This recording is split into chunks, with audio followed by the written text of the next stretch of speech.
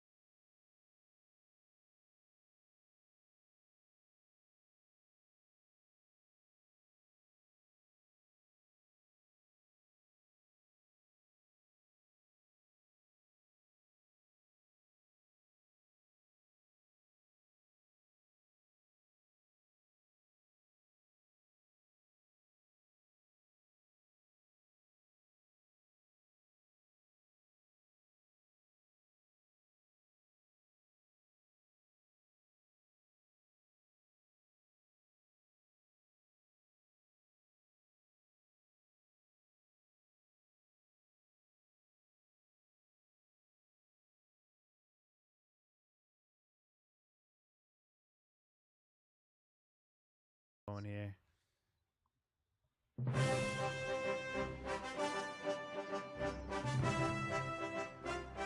Hello, everybody. Welcome back to La Cantina MX Football Podcast, episode 399. We're going to be talking about Jornada 7 results that we had over the weekend, some controversial calls by referees, of course. And then we have a few last-minute transfers. Chucky Lozano returning to PSV, Tecate returning to Monterrey. And then we have some up-and-coming friendlies. Jimmy Lozano calls out Quiñones to training camp. So we'll be talking about the naturalizados debate and debacle that's been going on, and that and much, much more. But before I go any further, I want to welcome our good friend Joel to the podcast. Joel, how we doing? Good, hey man. I'm doing good, man. That's good to hear. We also have Abdias joining us all the way down there from the 17th position, but he's here. How we doing? ¿Qué pedo, cabrón? Ya llegué, ya sé que me extrañaban. Yeah, we missed you definitely. Yeah, absolutely. Almost as much as Cruz Azul has been missing the goals, you know? ¿Cuál, güey? Metimos dos. Iban a ser tres. Todo Yeah. porque los pinches güilas no pueden comerse un pinche codo. And it Yeah. wasn't even that hard. It's a fucking love tap, okay? Like I've said in the past, un correctivo no es abuso. Yeah, I saw that little elbow check by Charlie, who kind of looks like 6'9" without the wig. I don't know, man. I think it was a bonehead move by him, right in front of a referee as well. It's like not your best moment there. All right, so here's my question about that one. All right. Did you watch it? Did you watch the game? Did you No, watch it in real I just saw time? the clip in slow mo, which obviously takes it out of context. That's exactly it. And then, espérate, güey, le hicieron even better. When they were showing it in VAR, they weren't showing it in game speed. They were showing it fast forwarded. Yeah, They were showing it like 0.5 speed, like 1.5 speed. And there it looks really aggressive. it does. But if you're watching the game, he gets kicked before.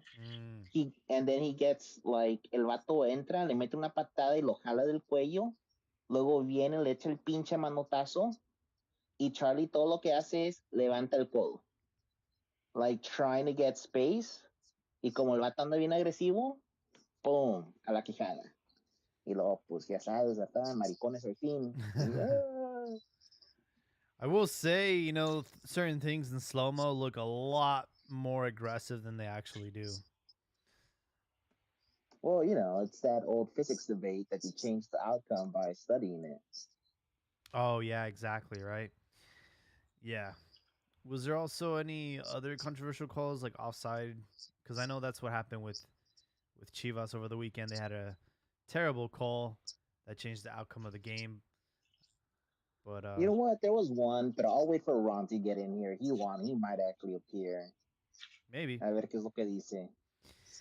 Oh, what I can tell you though is, you know, not the best start to the season for Cruz Azul. You guys don't even have Tuca to blame anymore. Sitting in 17th position, only 1 point over Necaxa. But at least you guys have a victory. Hey. I haven't blamed Tuca for shit. Tuca was my personal lord and savior, right? And still is. Ahora, la pinche directiva, les he dicho desde el día uno, güey. It's like the calls coming from inside the house. The enemy is inside, and we don't know who it is. We just keep fucking it up. So, no hay pedo, carnal. Esto es Cruz Azul y esta es la vida. Like, this is what it's like. You guys can say that you're the only team that has defeated Juarez this season, which is pretty impressive. That is. Now wait until we take on San Luis. Y también nos vamos a partir la madre. San Luis sitting in first place after 7 matches. I can assure you nobody here predicted that. What is going on over in San Luis? I know that they're still associated with Atletico Madrid, right? Just they don't own it, or just friendly. I don't know if they own the No. team, but I know they were affiliated with Atletico Madrid. From my understanding, that relationship ended. In fact, that's why they had to revert back to their Yeah, old logo. Their old yeah, logo. they They still use yeah. the same logo though. Is it? No me acuerdo, güey, pero that partnership is done. Is it? Mm-hmm. Because they even have, I mean, Atletico in the name, and that was all like Madrid, right? They were Yeah, just known as luego, San Luis before. and then there was like some issues where like the investment wasn't really panning out. So Atletico was trying to sell it, and that it couldn't just sell the team. They had to like do some backroom bullshit, and that's what happened. They're no longer tied to Atletico. It says on March 16th, 2017, Atletico Madrid announced a 50% ownership of the club. And I mean, I don't know if it ended, but it's still on their Wikipedia.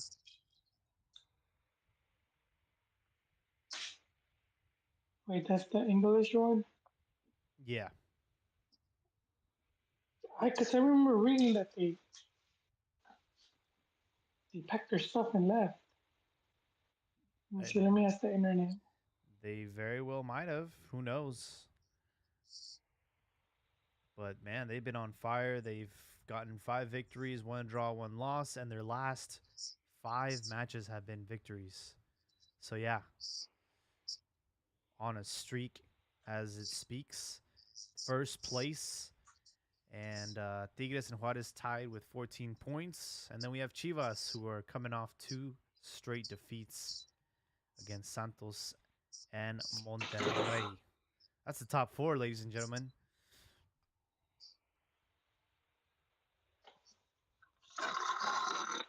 What the hell, Joel? You gotta mute yourself, bro, when you're handling business. No, something I leaned on to picture file. This part of the episode's sponsored by, I don't know, what's a good... I can't find like anything. Faux leather couches. Faux leather. Gas-X. That's the word I was looking for. Fast relief for gas and bloating. Get Gas-X. No, seriously, guys. We had a very unconventional top 4. I mean, I guess you could say Tigres, you know, are pretty common, but to have Juarez and San Luis on there, man. I mean, I know it's too early. We've only gone through, 7 matches so far. But as we start to shape up, I mean, do you think San Luis has what it takes to have a deep playoff run?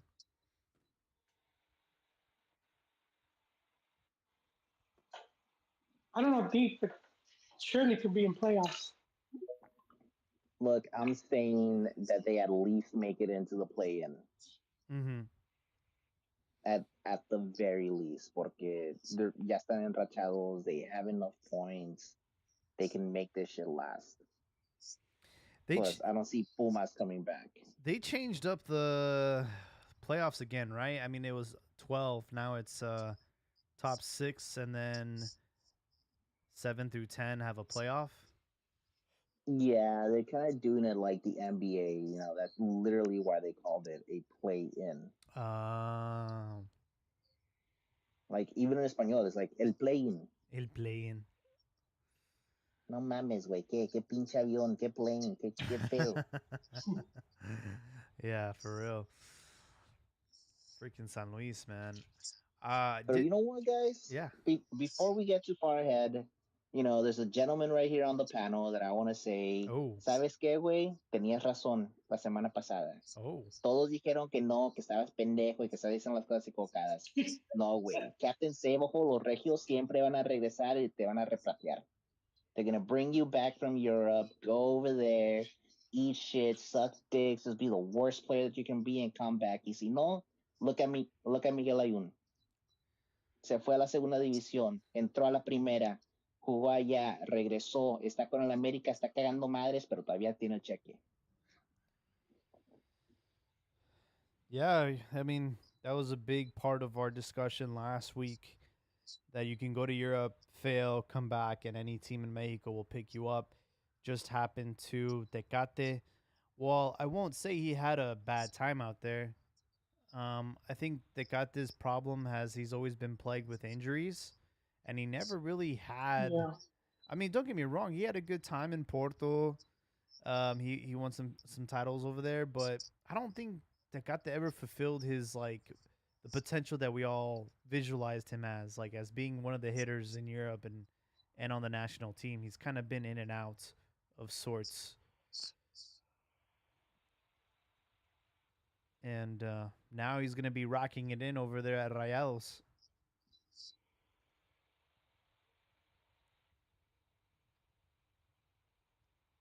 I think Pastor's having issues with the mic. But how do you guys He feel might. about Tecate's career so far? It's literally what you said, man. He just was plagued with. You know what it is? It's the schedule of the fucking moletours and everything else that we have. It just we overloaded him. He never got 100% healthy, and he never was able to put his foot. If anything, he was best when he was what at Porto, Yeah. like, and that was it. And if you want to call it, shit, man, we keep talking about Fisherman's League. That's a Fisherman's League, The and Portuguese yet league? he did well. Yeah, Yeah, absolutely. yeah, and that's where guess what? That's where most Mexicans go when they're starting off, and that's where he did well. And then he went to try to fill bigger shoes, and he couldn't do it. Yeah, I mean, he went to Sevilla. I was excited about that move. I felt like his style fit the league. You know, they do encourage like dribbling and being a little bit flashier, and you know, he just spent most of his time recovering from like injuries, and you know, Sevilla qualified for Champions League, so I was looking forward to potentially seeing him out there, and you know, he decides that it was time to head home. And I know Sevilla were also having like money problems, so they were. It was probably an easy decision to part ways with him.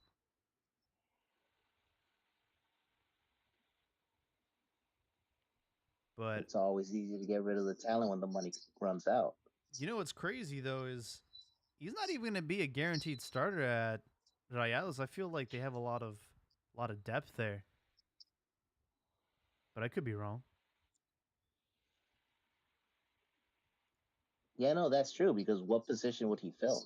Like they're fucking stacked. It's like just like when we said it when Linus was going over to Tigres, it was like why? Where does he fit there? Yeah, and I know they got Bertrame. He got injured, but I don't think he's a forward, right? He's like, He's not a forward, yeah, dude. Not at all. He's a winger at best. yeah. That's what I thought. He's like a winger. But that's how you keep how these teams keep competitive. So they keep bringing in, and you see it with the really big clubs. They'll have they already have two good strikers, and then they go bring a third one. So yeah, keep all their players on their feet. So in the Rayados official website, they have him listed as a delantero along with Rogelio Funes Mori, Germán Bertarme, and then Rodrigo Aguirre. So maybe Tano will try to use him as a striker or an attacking midfielder. I don't know. What I can tell you is, you know, Rayados came and they beat us in Guadalajara, and it was a very frustrating match to watch. And don't get me wrong, Rayados deserved the two goals that they scored. Sergio Canales, of course, making history against us by scoring his first goal for the club. He scored two. And then Chivas came back in the second half with Marin, who I had been, I've been skeptical about him. He had gone 7 games without scoring a goal. He's not really the striker that we need. We needed someone that had a more impressive resume, but he went in there. He scored a goal, and it looked like it was like the shot of adrenaline that we needed to come back and climb back. And then the referee took a little too much time deciding if that goal should stand. And in the end, it was annulled. So Chivas was back down to 2-0. And then he did it again. He did it again. And, Chivas ended up losing that game 2-1. And, it's just frustrating to see that happen. I don't think that Chivas deserved to lose the match. I felt that they played enough for the draw. And I'm just wondering, how long of a leash does Paunovic have until the fans start to turn on him? Because it seems like time and time again, he's made some questionable moves as far as substitutions go. Uh, Chivas fans are fickle. I would give them the whole season, but I already see fans that are already don't like him. What about your directiva? I think Fernando Hierro is untouchable for now, but obviously we expected him to um, bring impressive signings, and so far he hasn't done anything. Like he has not brought on. Not convinced with I would say Guti. I'll give him Guti as far as like a bomba signing, but I expected That something. one though, that one I don't really give him credit Oh, why because the club had already brought him. Chivas had already brought him, Guti? and then the whole drug. No, not Yeah. Pocho. Guti. Oh, Pocho was my bad, my bad. I was Yeah, thinking yeah, Pocho. yeah. Pocho would. Yeah, no, you're right. That guy was. That one was a good signing. My bad. I got No, you're confused. good. And I will. Two good ones though. Those are still two good ones. I don't take credit from him. I just wouldn't give Yeah, him 100. I wouldn't give him 100, but he still gets some credit for that. yeah. I will say he's trying to find loopholes to bring in, anybody that that is remotely Mexican, right? He brought in that second division goalie Wally, and he hasn't even played yet. I still have not to see him play. Like it's weird, man. You made all these loophole signings, and you don't even play them, not even in League's Cup. Like, and that was when like Jimenez was injured too. So I'm like, what the hell, man? And then as of today, they brought in a new kid from Belgium, and he's gonna end up playing for the second division team Tapatio, Teon Wilke, who I had never heard of before, but I know he was rumored with America this summer. 6'3". I think Chivas needs striker of that height. That height. It looks like he was born in Querétaro, and he started his youth career there, and then he ended up getting poached by some team in the Netherlands, and then he went to a team in Italy, and then he went to a team in Belgium. So yeah, he's kind of been all over the world, but he's only made 14 professional appearances in his career, and he's already 21. So that's not very promising. There it is. Nope. No, no. One of the other things we talked about. No point being over there if you're not getting playing time. And all this talk of, you know, the better coaching, the better training. Well, if he has that, he couldn't land on the first division team. Still landed on the second division team, and he has to earn his way up. Which I'm just going off of the hype, because if we were to believe it, then he should be able to slide into a lot of these teams. It's just not the case.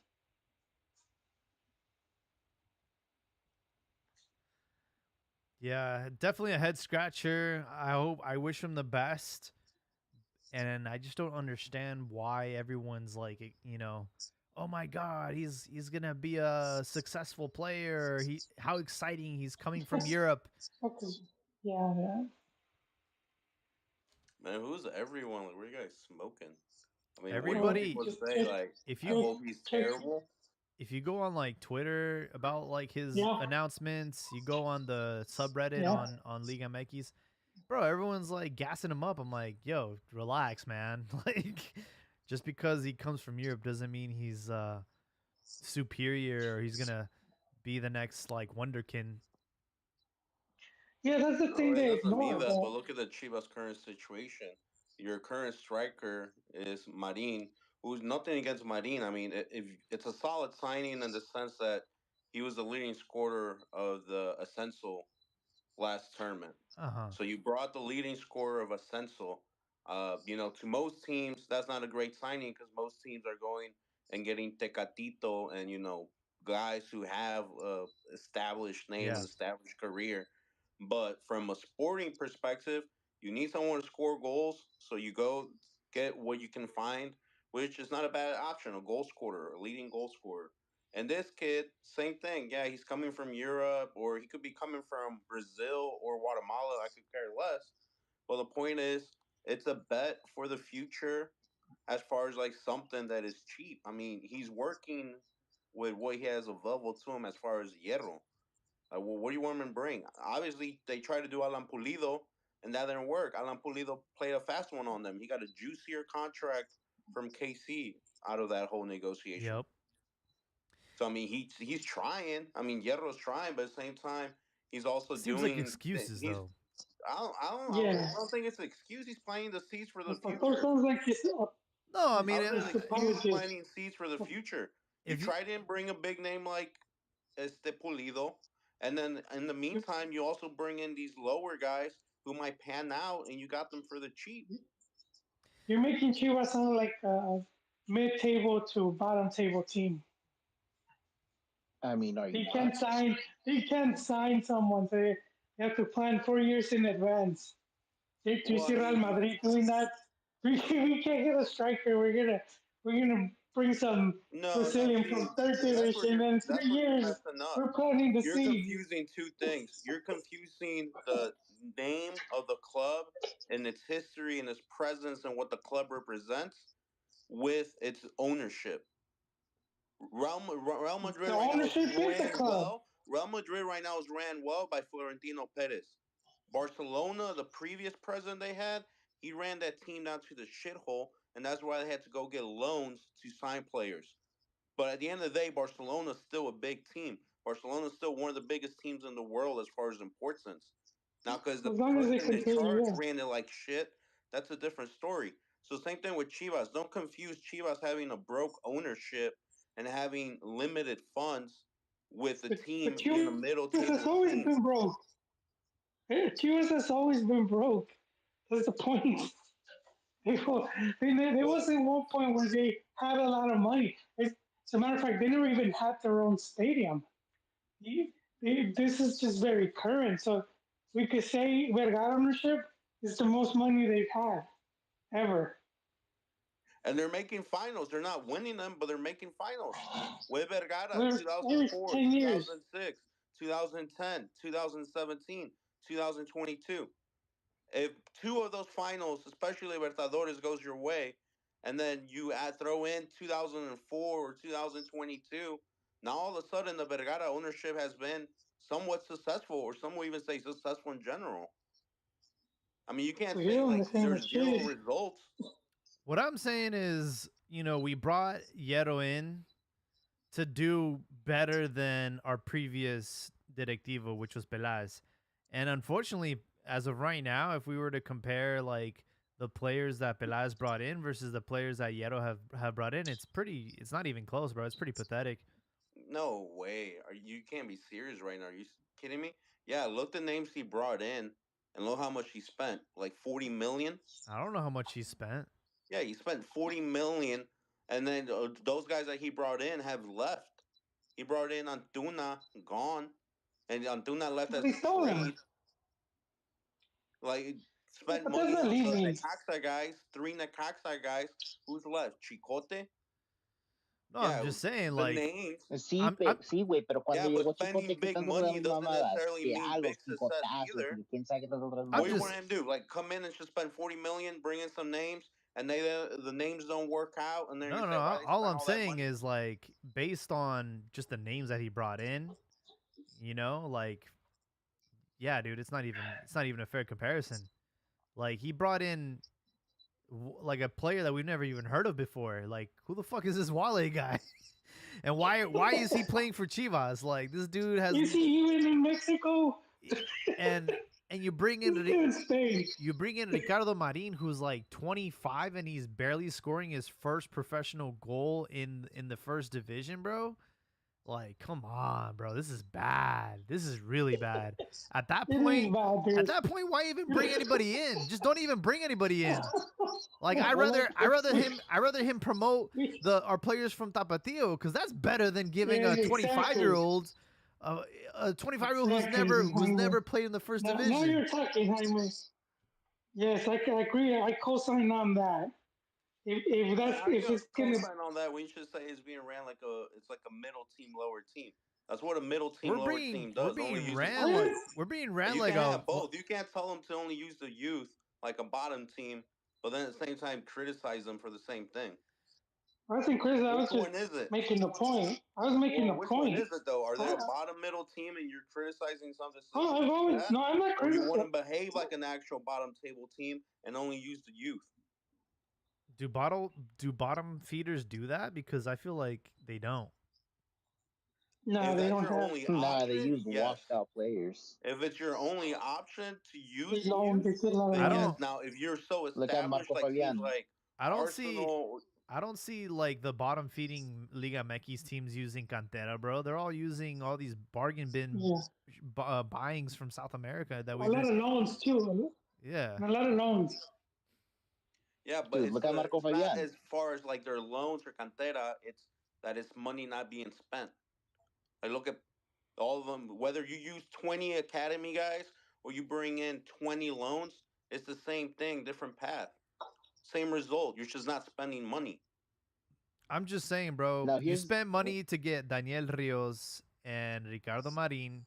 I don't think the Peruvian was his call, but if you combine those three players, what they spent on salary and transfer fees, and the players that they used to barter to get those players, you could have paid and paid out Pulido and won that battle against Kansas City. Like if it came down to money, you look at these three stooges, like, not even make a move at that point. Like, No, don't even sign these not on guys. wages. No, not on wages, Jaime, because it would have been like a 3 year, 4 year deal. So you're looking at like 2 million.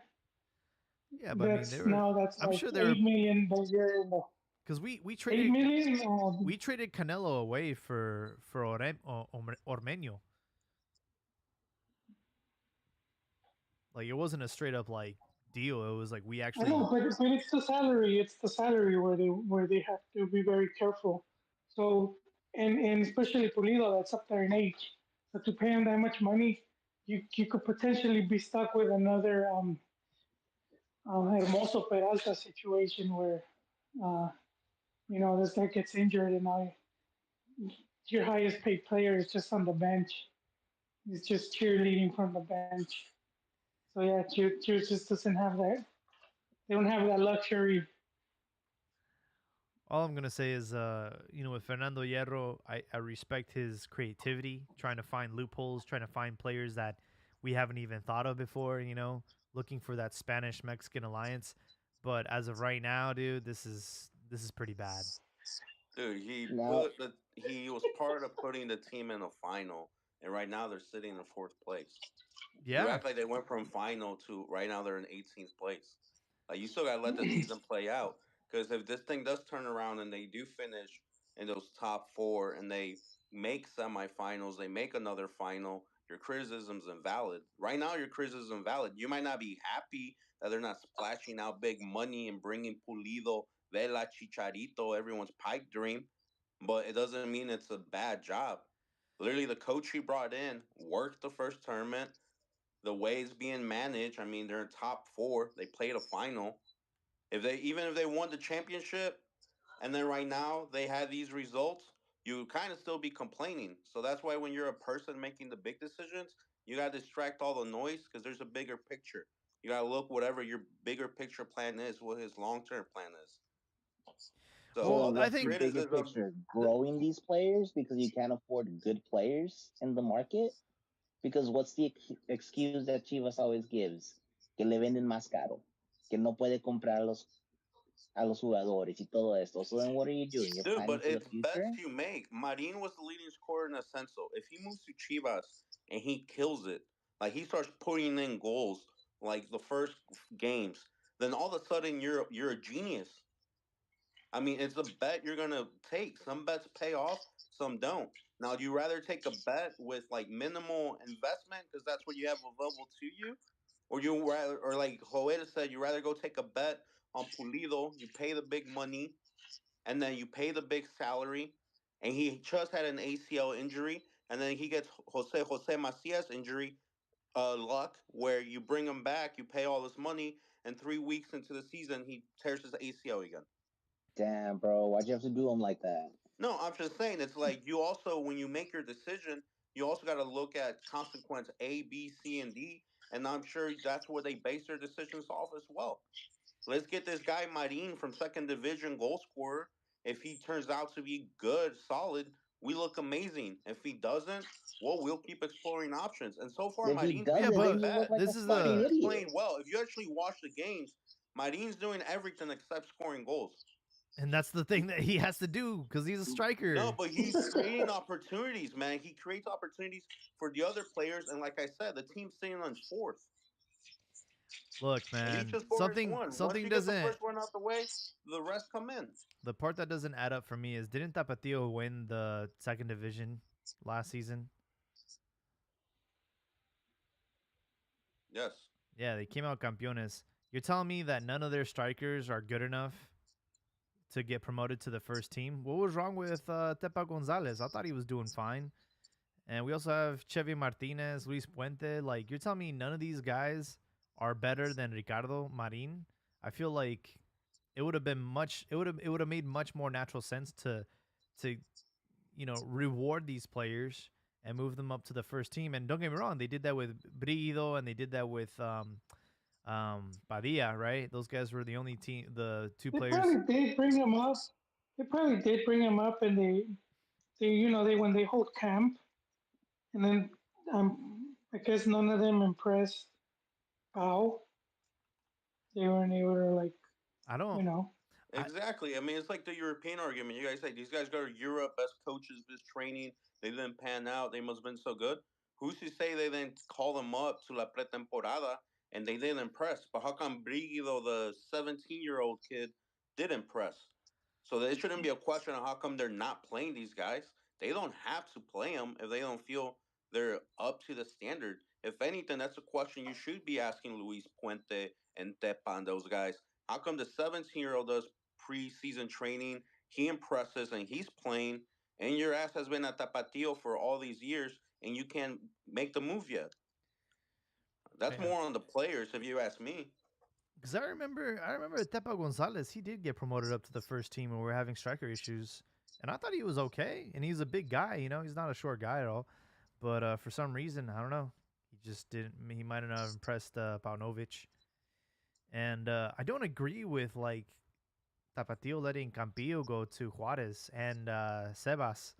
I felt like those guys should have broken into the Chivas first team, especially Sebas. That's a player that we've been like bitching and moaning about for a long time. That like no one's given him a fair shake. But obviously out there in Juarez, they're doing well, and we'll probably end up losing those guys. Either way, though, I mean, look, we were 45 minutes away from winning a championship, but it does hurt, man. It does hurt that he couldn't close out the game and lift the trophy. To him for giving him Jaime. It's just frustrating. It's frustrating. It's like, well, we were 45 minutes away from a championship, and he made some mistakes with the substitutions. And since that defeat, man, like, yeah, we started off to the season great. We won 3 in a row, but those were matches that we should have won. And then we go into League's Cup, and since that, we've been in a slumper. I feel like we really haven't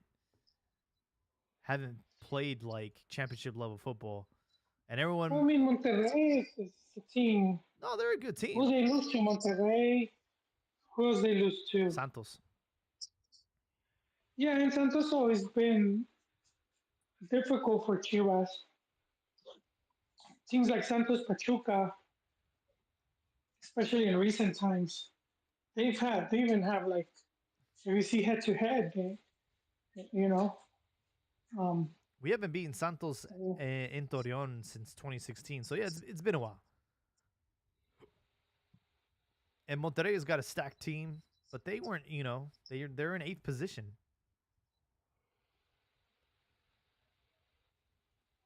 Yeah, but right now, eighth position doesn't mean much. I mean, look at the difference between first to eighth. What is it?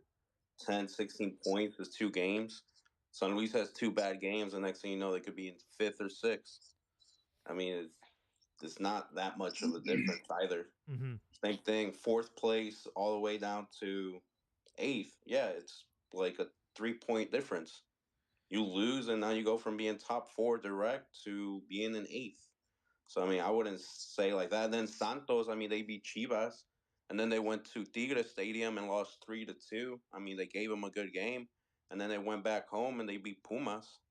So I mean, Santos seems like after Leagues Cup they actually are on the up. So like I said, man, it's I know it's match day 7th, so 50% of the tournament almost there. But to me, I feel like Leagues Cup, that whole month break, just disrupted a lot of things. Yeah, I did. So to me, like mentally, I still feel like it's like week 3, week 4. I want to see where the teams like around Jornada 12, 13 for me to start giving real criticism. I want to see how we do against America, right? Which is coming up. Is it coming up? Yeah, Oh yeah, I thought no. Wait, then they. the 16th. Oh yeah, it is coming up. I was thinking about the international break and everything, but yeah. So even that's weird too. Who the hell schedules a freaking Super Clásico. Clásico after the international break? I Yeah. feel I I feel think like I I think it don't was know. because of Leagues Cup, right? Pretty sure. Yeah, but I feel like you want like the teams to ride with some momentum. You want like build a story up. You Yeah. know something. Yeah, America's they kind of been off and on. Currently sitting in 6th place with the game in hand with 11 points. Quiñones though continuing to score, and he's really been the hot topic, right? You know, Jimmy Lozano called up his players for these international matches, these international friendlies, and although he was not, uh, he could not be called up because of paperwork. He was invited to join the training camp, and the Selección Twitter handle is going crazy, posting photos of him in the uniform and in the training gear. I mean, I think I've asked you guys before, but how do you guys feel about Quinones? Does he deserve to play for the national team? Are you guys for it? Are you guys against it? Talk to me. I'm for it. I don't see anything wrong with it. He's been there since he was youth. His whole career in Mex. I'm not Okay, for it in the estamos sense that it's like, you always prefer to have Mexican talent, but Mexican talent is not there. So I'm not against it. But I didn't actually know it was drama until I got on Mexican Twitter. And then people are throwing the word like racism around, that a lot of people don't want him on the team because they're racist. And I'm like, who the hell doesn't want him? Like, is it because he plays for America or what? Because he's made his whole career here. And then, you know that guy, I think he's from Monterrey, the really obese one that does sports takes and the podcast. Damn, bro, you're gonna have to be. Oh, you're talking about the fat guy from? Yeah, He's on Fox now. I think so. You know who I'm talking about? Yeah, the guy who had that whole monologue about Ochoa. Yeah, Yeah, yeah, yeah, that yeah. guy. So I saw his hot take today, and he's like, you're not gonna lie to me. They're trying to sell us Quinones like if he was like the seventh wonder of the world. He's like, if he was so amazing, how come he's not with Colombia? He should have been with Colombia like in the 2014 World Cup, and since then, they're just giving us trash. Like he shouldn't be on the team. He's not that good. Blah blah blah. And I was like, are you guys really making drama out of this? And even No. your hot take doesn't make sense. Absolutely. Because 2014 World Cup, the guy was 16. You want him in the 2014 World Cup at 16? If he was at the 2014 World Cup at 16, he wouldn't even been in Liga MX in the first place. Yeah. But no, I didn't know there was actual controversy until I got on Mexican Twitter. I'm like, to me, it's the same thing with Santi. The guy was born, outside of Mexico. He's made his career in Mexico, and he goes to the national team. I see him Mexican. I don't see why there's drama. Yeah. I don't think there's drama with Quinones with Pochos. I think there's drama with Quinones with Paisa. Mexicans in Mexico. All right, so here's my question: when did Quinones get to Mexico? 17, 18? He was He's 2016. he arrived with Tigres 2016. U23 team Yeah. or something. All right, because here's the thing, man. We can't put him on the same boat as a Bebote. All right, Like it's completely different. Santi was raised in Mexico. He's like fucking 3 steps away from being born in Mexico. All right. Yeah, but Now I'm not Quinones could saying do his that whole Quinones life doesn't. in Mex. Well, that's the thing. I'm not saying that Quinones doesn't deserve the spot. I'm just saying don't put him on that same boat. All right. Like there's a clear difference. If anything, Santi is nothing more but a fucking Mexican dreamer. All right. He was brought to Mexico Damn. as a young child. He grew. He knew nothing more than Mexico. He has pledged his alliance to Mexico. So no mames, güey. It's a Yeah, but I completely said they different have story. made their soccer career here, and that's as far as starting up. The guy didn't arrive here as a refuerzo estelar to Tigres. No, they bought some young 17, 18-year-old Colombian kid and brought him to their sub-20 team. He's made his whole soccer career here. He's married to a Mexican, has Mexican kids, Oh yeah. and And no, he like, dude, chose 100%. Mexico. Like, Like Quinones he didn't deserves the say fucking chance. like it wasn't like Colombia.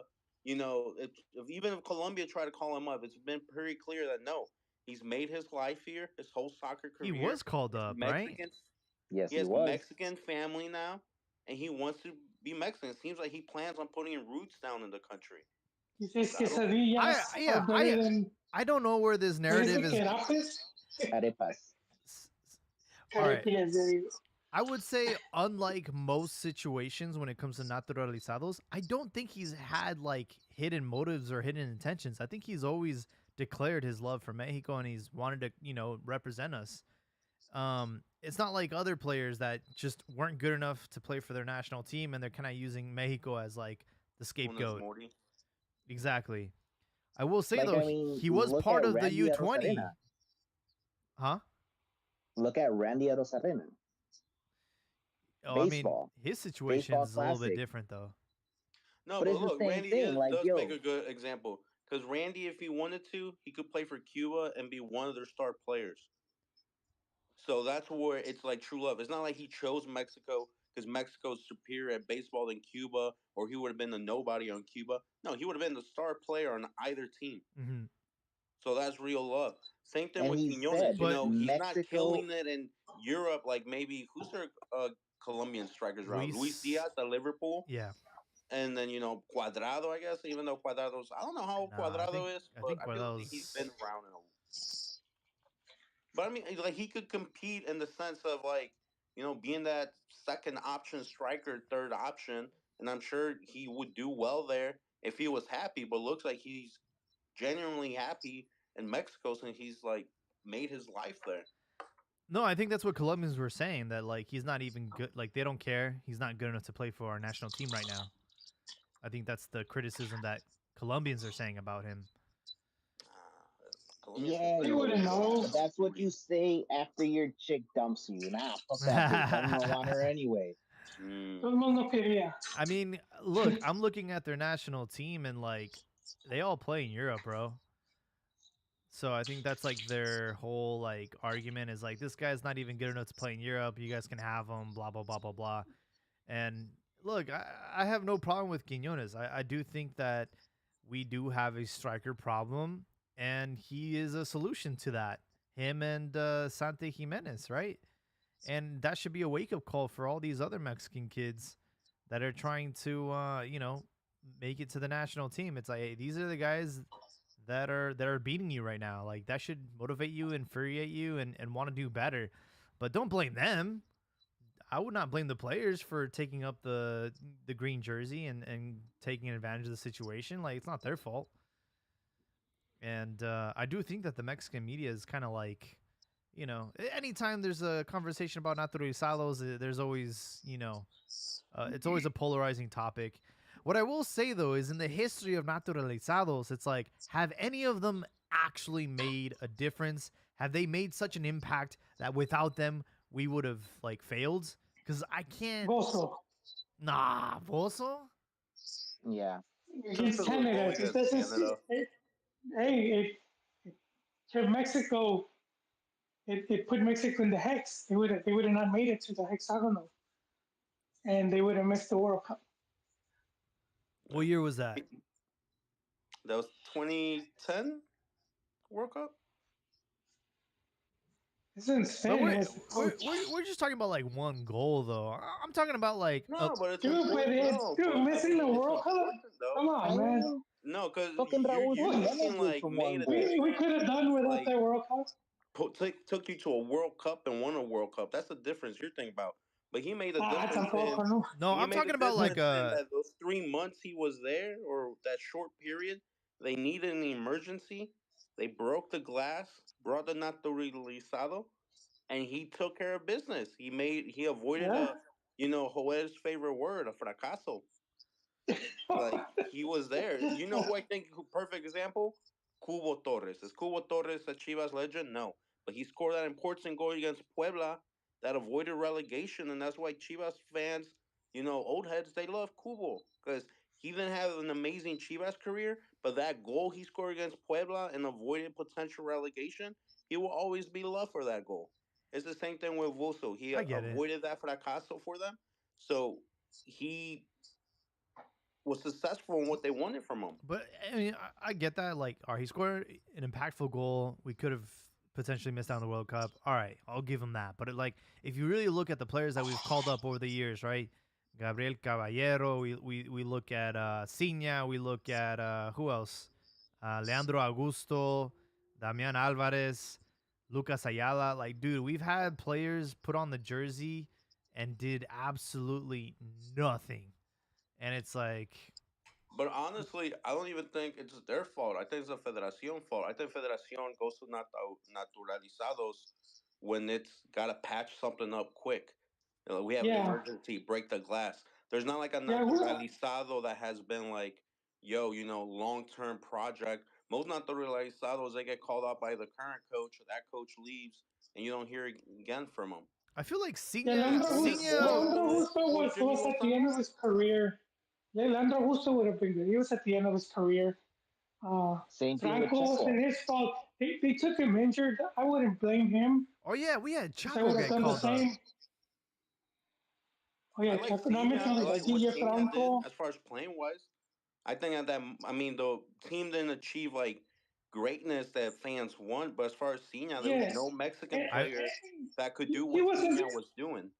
and he wasn't taken when he was at the top of his game. That's where I think the Federación, you know, He well, was like Liga MX Zinedine Zidane, when man. That was was a great naturalizado. no, I think Ciña was the only one that you can be like, okay, this guy had longevity with the national team. He scored in World Cup qualifying matches. He scored in the World Cup. He also scored well, he in the only had that in one cycle though, right? and he scored in the He only, Confederations Cup as well. So it's like I'll give Ciña like the benefit of the doubt. But I do need to remind y'all that he was picked over Cuauhtemoc Blanco, and you can also throw in Bofo, oh no. and that to me is criminal. No, I I don't know don't about think you criminal. could have had both. You could have had both. The one he took was his nephew. That's the guy that kept So I love Blanco out. Bofo as club player, but national team, I probably would have taken Cena over Bofo as well. That's Cuauhtemoc Blanco exactly though, it. Yes. Cuauhtemoc Blanco, I disagree there. Cuauhtemoc being Mexican and a baller, Mexican national team, yeah, I Yeah, wouldn't have done that. Honestly, I would have taken both, yeah. but Well, Buffalo didn't have much of a national career. His attitude kept him out, so the coaches He would was our secret just weapon didn't against want to deal with Argentina. him.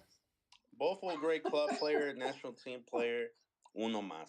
He didn't get much of a chance though. It's not like he kept I think getting the called referee out. ran more than Bofo did in No, that what do you World Cup mean? match.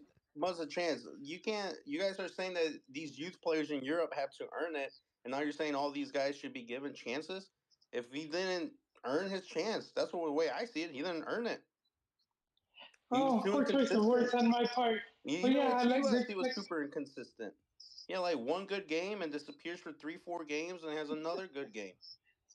he's still iconic. No, it's his attitude. I think that cost him his attitude.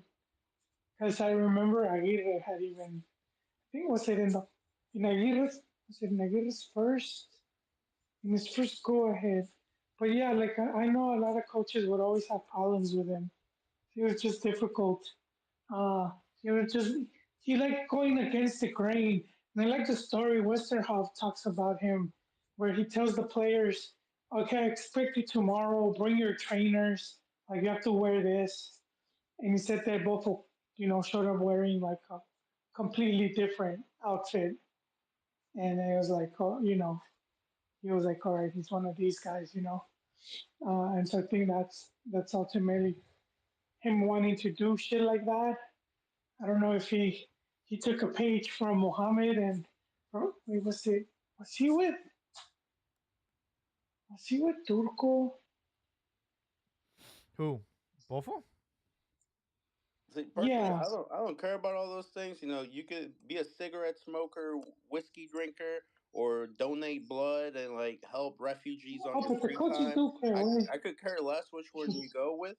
To me, it's just on field consistency, and to me, Bofo, Marco Fabian, Alexis Vega, they have all pissed me off for the same reason. You know, the talent's there, and you know they could be much more. Oh, and trophies as well. You know they could do a lot more, but that consistency was never there. Nope.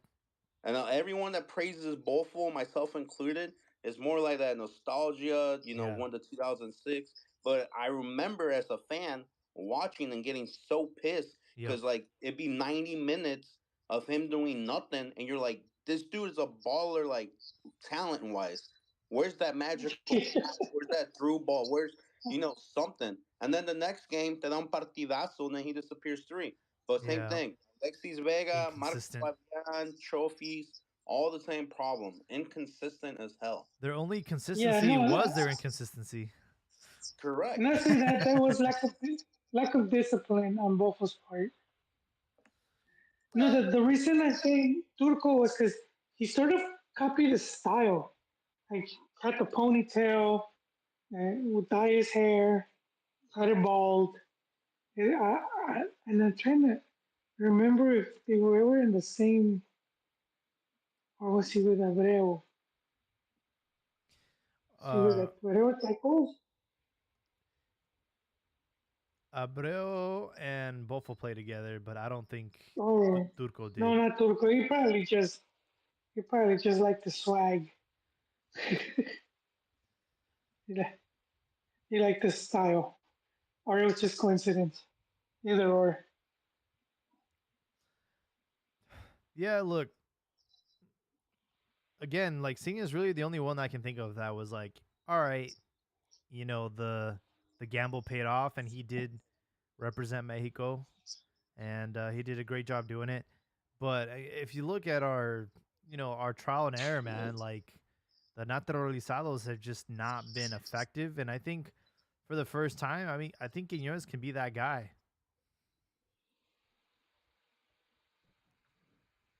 We'll see. Authentic about it. Like he proudly wants to represent the Mexican jersey. He sees himself as Mexican. So if he keeps it up, I'm sure he can. But you also got to ignore the noise. Like America fans are criticizing him because they're saying he's not living up to the hype. But I feel like he scores like pretty much every game for them. As far as I can think about, yeah, he's already got 4 goals in 5 games. What more do you want? Well, I guess the fact that America's not in first place and like killing it or whatever, they're taking that on him. I don't know what they were expecting, 2 3 goals a game, but there's a lot of fans that are complaining. America fans are complaining about him. So that's what I'm saying. You can't please everyone. You ignore the noise, It's because like that obese guy from Multimedios. he's not tiring out the defense like Henry Martin can. Exactly. Just gotta tire And him out. Man. Quinones, man, we'll see how he does. He's 26 years of age, so he'll be just under 30 when the World Cup kicks off. Who knows? Right? We're in his prime. And then also those Colombianos, man, they can suck it because they're criticizing him. Oh, we don't need him. He's not in Europe. He's a bum. Like you can have him. Hey, man, if anything, criticize Mexican soccer. The fact that we truly don't outside of Santi, but even Santi, if it played out in our benefit of his dad making a career here, but that kid's not naturally born Mexican. There's literally no beaners in Europe or in Liga MX or MLS killing it, man. There's no Mexican strikers. There's no natural born strikers doing work right now. No, well, that's the league. That was all consequence of the league with the amount of foreigners they buy, and No, the but not majority even the it's all league. It's attacking like players. it's what's his name? What is his name? The guy who Lilini. He said he discovered like 60, 70 Mexican players playing around the world that could be possible guys just keep an eye on, see how they develop. Same thing. There's no random guys who like grew up in the U.S. and then they move over to Europe, try to make a name for themselves. There's not a Mexican offensive player, whether he comes from Liga MX, MLS, or he was born in Europe or something. No one. And the Like one that zero. did, we brought him back to Tapatio.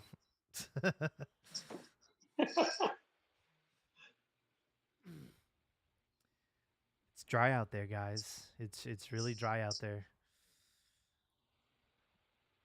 Dick Chain is going to take over the under 23 Mexican national team. Dude, why do we Wait, so even? what happened there?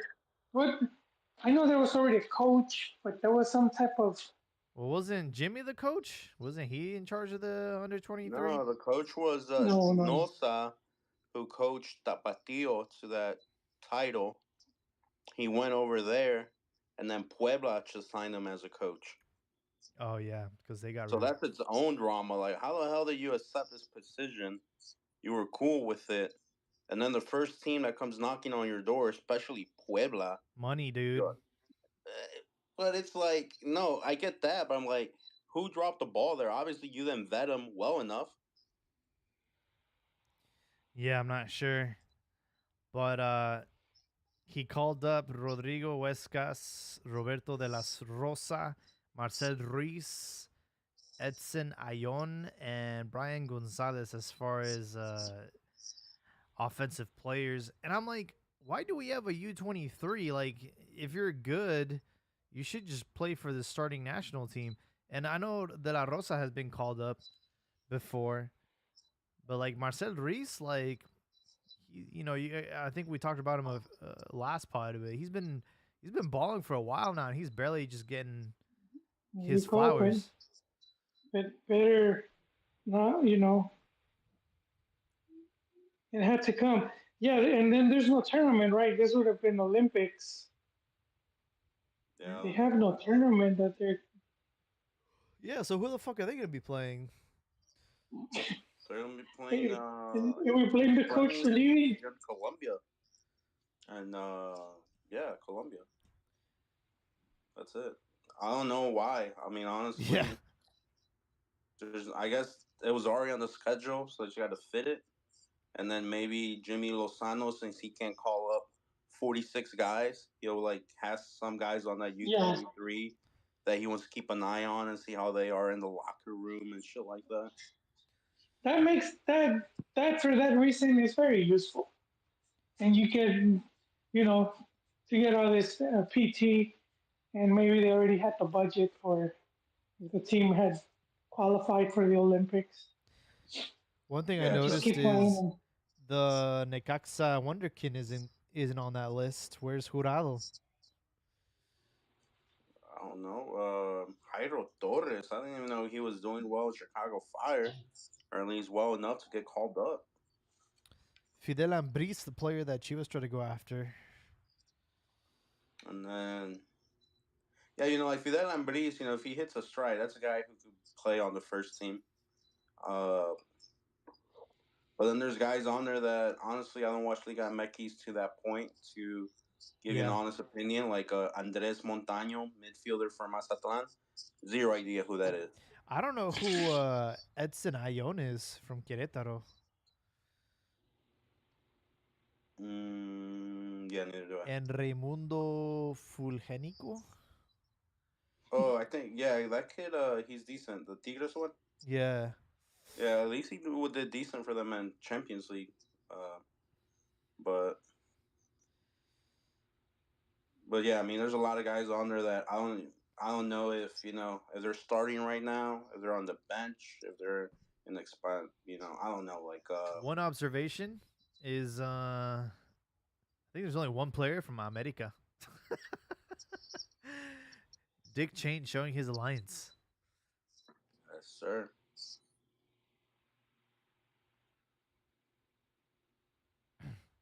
Yeah, so Mexico has those up and coming friendlies. What do you guys want to see out of Jimmy Lozano against Australia and Uzbekistan?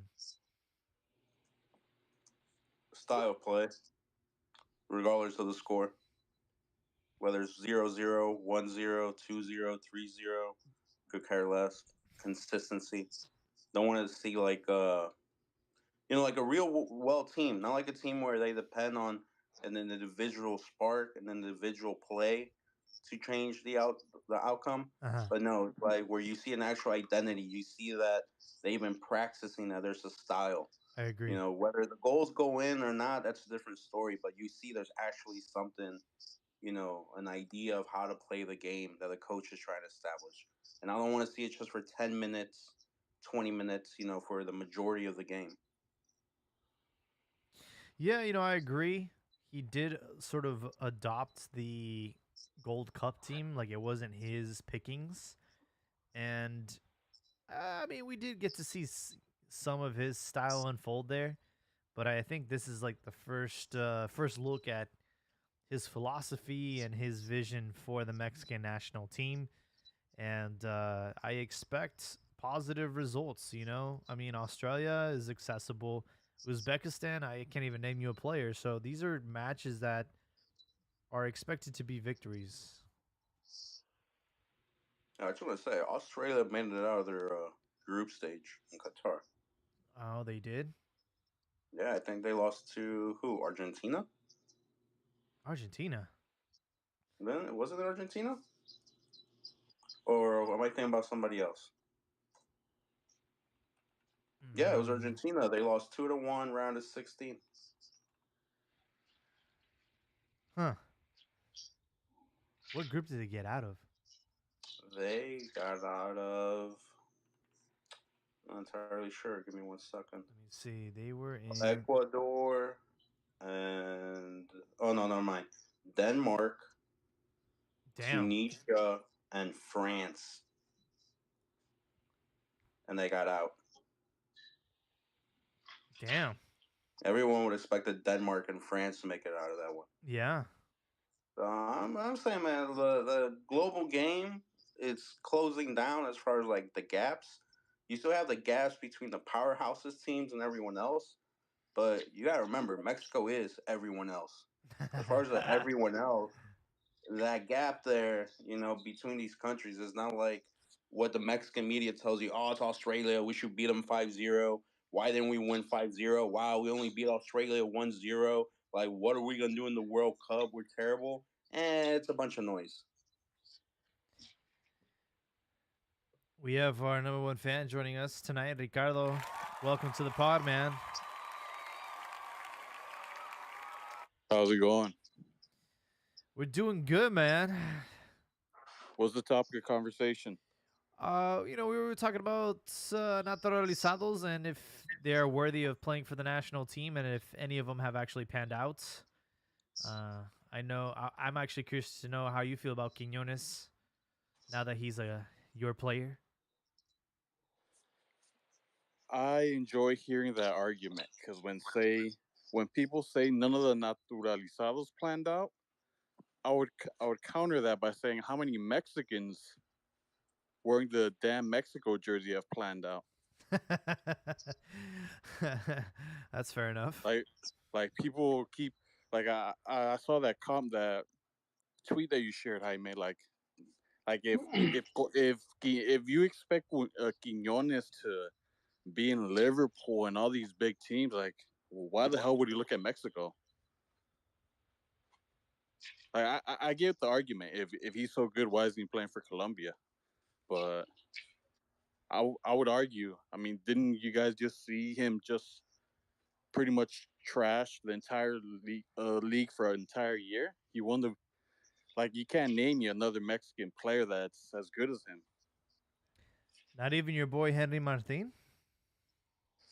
Well, depending on where you play him, because everyone's think I would put him on the wing, Mm, not really as striker, even though they have him there right now. You know. yeah. Hey, but I overheard ese Habibi dice unas cosas que, oh my god, get like what typical like. I'm not. Let's go I'm not. round one. I'm not gonna pick on Habibi, but just Mexicans in general, they always make the excuse for the foreigner. And my guy, my tocayo Ricardo Peláez, he built that championship team. He brought in El Polvo Guzman. That was a transfer he got done before he left. So why is this other guy getting all the credit for it? He's foreigner. He brought in the coach. Look at your complaints about coaching. You're only as good as the players you got, man. Yeah, but I mean, coaching, it has to click. You told me after Chepo got fired, if it would have been Matias that came in, but a different coach, like, I don't know, Sergio Bueno or somebody, that they would achieve the same success they had with Matias. Maybe they would achieve even much more success, but it doesn't mean they would have. Same thing. If Pauno doesn't come in and some other coach comes in, there's no guarantees they would have made that final. But what about the criticism for the signings? You know that's a double standard. What do you mean? Like, give me an I mean, if example. I mean, if Pe- just Pelas for an spent example, 40 if million, and Peláez the brought guys that in he a brought third on division didn't pan out. goalkeeper from nowhere, from them fourth division Spain, Lugo or whatever that helped that I couldn't find that place on the Wally. map if you pointed at it. Wale. Oh, the players. Yeah, Oh. No, but he If at he there's least would a he's have brought playing him with. difference. in, One he guy would have didn't been spend hanged. 40 He would million. have been crucified, and you know that. One guy didn't spend 40 million, man. That's the difference. But who would One you have guy gone with brought those in 40 who, million? Alexis Pena or whatever his name is. I don't even remember his name, but he never did anything at Chivas. I think he played like one or two games, if at all. And I think he's back with Necaxa or Yep. something. And Chivas still hasn't paid Necaxa for that. Yep. That's a total fail. And that was one of Pelá's guys.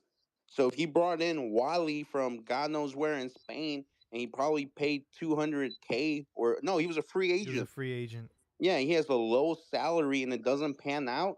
As far as the health of the club, it doesn't really affect you that bad.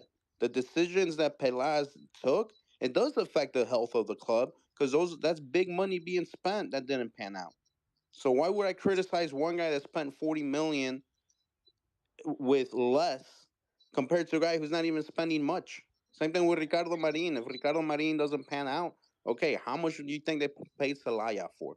Not even the So he's millions, just if at signing all. guys for the heck of it. Then I wouldn't say signing guys for the heck of it, that's what but it looked like. they look like they're planned. They're like moves that are like researched to a degree. A third division goalkeeper that's Spanish, I and they don't know why they found. brought him. I don't know why they brought him. I'm not saying I Well, agree with it, that's one of the but I'm main things I'm saying it talking was about the low criticism. cost. If it pans out, you look like a genius. If it doesn't really affect you in a Well, negative way. you got to give him some minutes to see if it pans out or not, man. I mean, Well, has he earned the minutes? Maybe he's hasn't earned it on during practice. And well, then I also thought that's a way you lose the locker room as well. How are you just gonna randomly bench the guy who, he might make mistakes or not? I don't want Jimenez to start. I don't want to watch to start. But at the same time, if I was the coach, I wouldn't bench him right away. The guy just took me to a final. He made mistakes, but so did I. So how the hell am I gonna bench him and throw him off out the window when the same could be done to me? Because I made mistakes as a coach as well. all right, This but this you're guy giving that too came much in, he credit to has that to final, man. I outperform him. mean, come on, two Atlas fake penalties you guys didn't get. Come on, like not that much credit for Chivas, all right? No, but I seen on Twitter all the Chi hermanos were happy with that European superstar Wilkie or Yeah, Wilk. the kid that just joined Tapatio. He's I seen on America Twitter they were saying that you guys pretty much got America's leftovers, man. Sloppy Like seconds. America didn't want that bum. I think you just sound mad that you guys missed out on him. Nah, I mean, Hey, I mean, how good could he? How could eliminated he you be? last How good could tournament he with be sloppy if? seconds. How good could he be if? I mean, look how many teams. Like he just hopped around from European teams to the youth Wilkie. system. Yeah, He no. never even started for any of the teams, man. We 11 goals in 14 games. What do you want? That's not terrible. What? He had 11 goals in 14 games with his last club. That was a second division team, guy. Guy, it's a club. Like Joel says, playing time is playing time. I mean, it's not even the second division. It's like the Jong team, right? Like Castilla or whatever for Real Madrid or Barca too. I mean, it's the same argument. Like he didn't do nothing, and he's coming and one of the reasons why he didn't want to come to America because supposedly quotation marks he didn't want to compete for a starting job. I mean, that shows you why he failed in Europe to begin with. We talked If about anything, him. that shows you why he's going to Chivas. We talked about him earlier. I'm skeptical about his ability. I mean, Now here's the question, Ricardo. ¿Era roja o no? Porque no mames, cabrón, no era. Was the penalty on Valdez a penalty or no? Ya, ves, esa era la polémica que quería hablar. ¿Y el pinche codazo de Quiñones en el área qué? And the red card for Antuna? Para que vean, cabrones, fue un pinche buen clásico. Hey, ¿y luego los putazos en los locker rooms o qué? Or has that, have you seen anything about that? Huh? Have you seen anything about that? Que se armaron los putazos en los túneles? No, but well, they were throwing fisticuffs at the end of the game. I saw like trying to throw fisticuffs, cachetadas. Yeah, bro. And then Juan Escobar left the Cruz Azul locker rooms and went to find Quiñones y se partieron la madre entre los dos. I got my money on the big black guy. Ah, tú también, pinche Hey, racista. but one thing about that I gotta say is that typical Mexican man, Charlie Rodriguez, he fell for the Sudaca dark arts, the tricks, the Sudaca tricks. But you can't be losing your head for some contact like that, man. Bro, it wasn't even contact. He was just creating space. That's all it was. Ustedes con pinche flopping acá. Me metieron un putazo. Soy puto. No, but that's typical Sudaca behavior. You watch the Libertadores or the South American leagues. That's where they get it from, man. And No, bro, that's Mexicans, they typical always fall behavior, for that. bro. No, soy un verga, pero le metes un putazo y de volada. Well, that's why he got a red card, man. No mames, güey. And you know he got fouled like 3 times before that one. It wasn't even an elbow, bro. He just put up his forearm. But it's a weak call, but you can't do that in front of the ref, man. That's just being dumb. Yo, were you watching the game live? Did you see the VAR play that was being played for the referee? They were playing it in high speed. They weren't playing it in real time. Hey, man, those are just the little tricks America pulls to pull out the W. I know. Pinche Televisa. It goes for something. Speaking about red cards, what do you guys think of that defensive move the other day? The coupling of the balls. I mean, wait until you guys play Las Nalgas de Mexico. Like, well, gonna get all up in there. What was that about? The coupling of it was it last week? Player got sent off because he when he was behind the player he poked him, right? Yeah. I remember. Oh, bro, he didn't poke him. He gave him a prostate exam.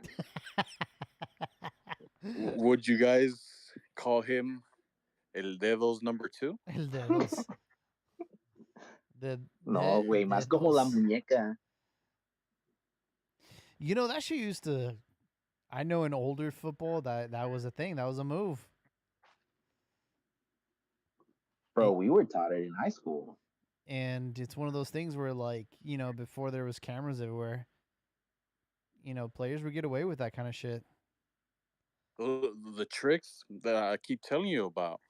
I forget what player mentioned this, that he wouldn't take a bath for like before the game or something, Mm-hmm. and to like create like they wouldn't brush their teeth and they'd have that poop breath, right? Yeah. And they get right close to him so it make them uncomfortable. That's so gross, man. I know that used to happen in the UFC too, huh? But then they finally changed it where you had to. Like they wouldn't take showers and stuff. Mm. Well, I'm more of a boxing guy, man. I don't really watch the Oh, UFC. yeah. I remember there was a guy who would always go into the what do they call it? It's not the ring, is it? I don't know what they call it in Octagon? ox. Octagon. Yeah, he would go in there with a toothpick, and he would fight with a toothpick in his mouth. I'm like, bro, how do you fight with a toothpick, man? Shit's crazy. But yeah, I thought that foul was interesting. Red card. I wonder if he has to. Typical Sunday league play. I wonder if he has to go to like anger management after that, or has to watch an HR video after that. I don't know. I feel like the streets approve. If you play in Mexican Sunday league, you see that move be applied multiple times. Or nothing like going up for a corner and the opposing defender like literally squeezes your balls. Now you got two options: you punch him and get a red, or you ignore it and then he's in your head all game. Mm-hmm. That's Sunday league behavior, man. I'm glad some people are still performing the dark arts. Oh man. Hey, but did you guys see that guy el Jordi, el niño polla Cordizo? And he was styling on Chivas bad, man. Like he was dribbling all over you guys. Oh yeah, dude. Like he's really grown into his own. Like you know who brought that out of him? El Arcambon. Because before that, when he was at Cholos and Querétaro, he didn't even look like half the player he looks like now.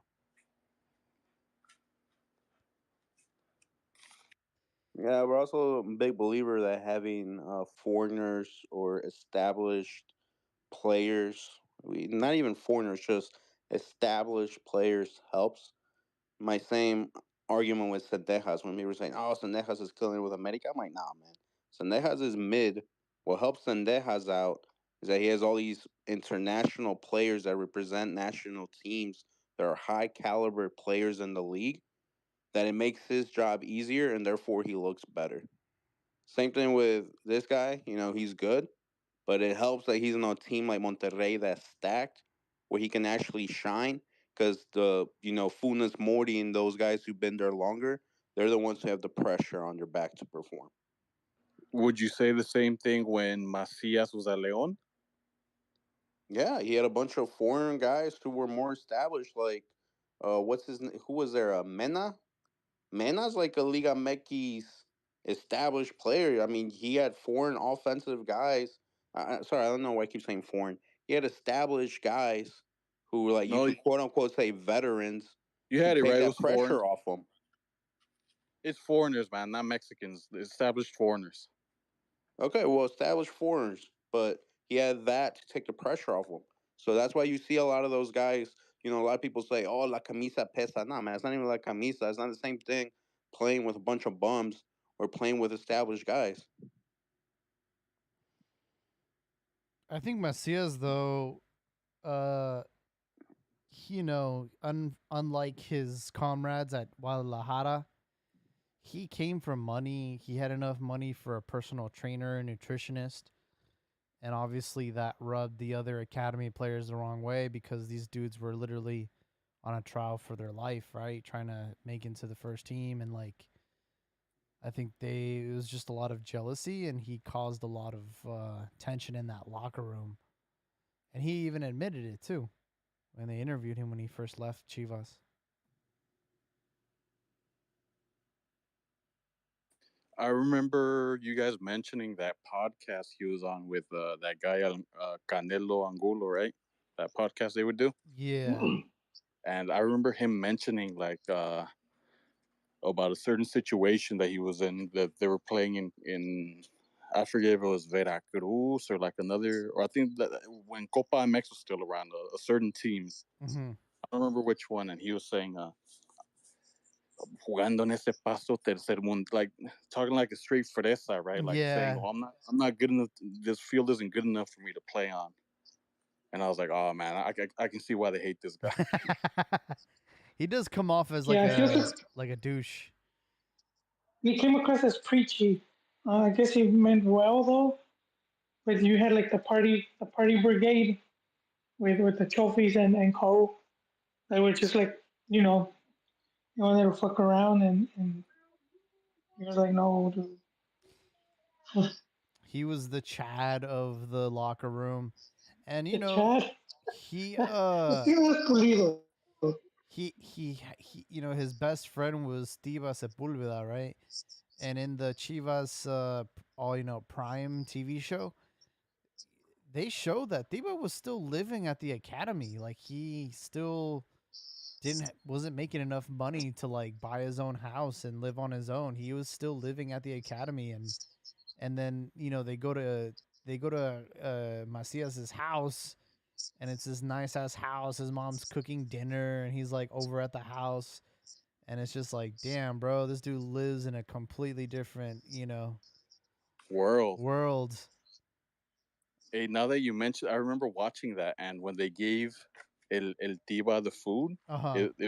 it looked like they were giving it to Like a like like un indígena, like like Yeah, you know what I mean?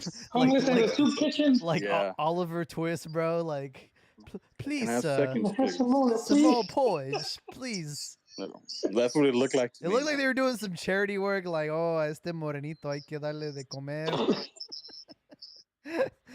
No tiene casa, pobrecito, eh. Savage. Savage. Salvaje Jaime. Hey, did you guys talk about that? About that my other tocayo El Cadena getting a second chance? Dick Chain, man. That whole situation Yes, we leading. touched on it briefly. A ver, do you have Oh, some Yes. chisme for us? Tell us the situation, dude. 'Cause I missed it. I think they fucked up in the Federación, right? I think the guy fucked up. The guy that got fired, that's jobless now. He didn't know what the hell was going on, and he thought he could just leave that position easily. And I think there's like a clause or whatever that you can't really do that. Just leave out of Oh, no and leave to like another head coaching position, or even though it was like a youth division position where he was at. And there's a guy on this radio show I listened to on YouTube, and they were talking about this. Not so much Dick Chain getting his shot because he gets his shot, that's good, but about how no one in Mexico, no one wants to be in the. Firstly, because those positions don't pay anything, but no one wants to be in those positions to like form players, man. Like the first chance they get, they're going to a head coaching job, even if it's Puebla, Querétaro, and these bottom feeder teams. I remember when they were talking about making this council, this bullshit idea that ultimately has been like it's a shit show. Like, let's be honest, it was just all talk as usual. But if they would have just put La Volpe in charge of all the youth stuff, man, that would have been a big win. Having that by itself. Hmm. no, it was going to be hard because I do feel that Alfred would have eventually tried to take over the main national team. Yeah, he's got an ego. You're right. Yeah.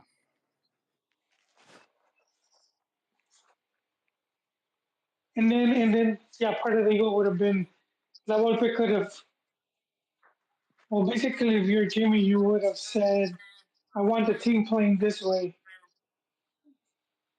Uh, I'm getting echo from you, Ricardo. Um, yeah, I'm not sure who's got echo. Yeah. Okay, it was Richie. No, because that's sort of like what you would have what kind of what the national team has done.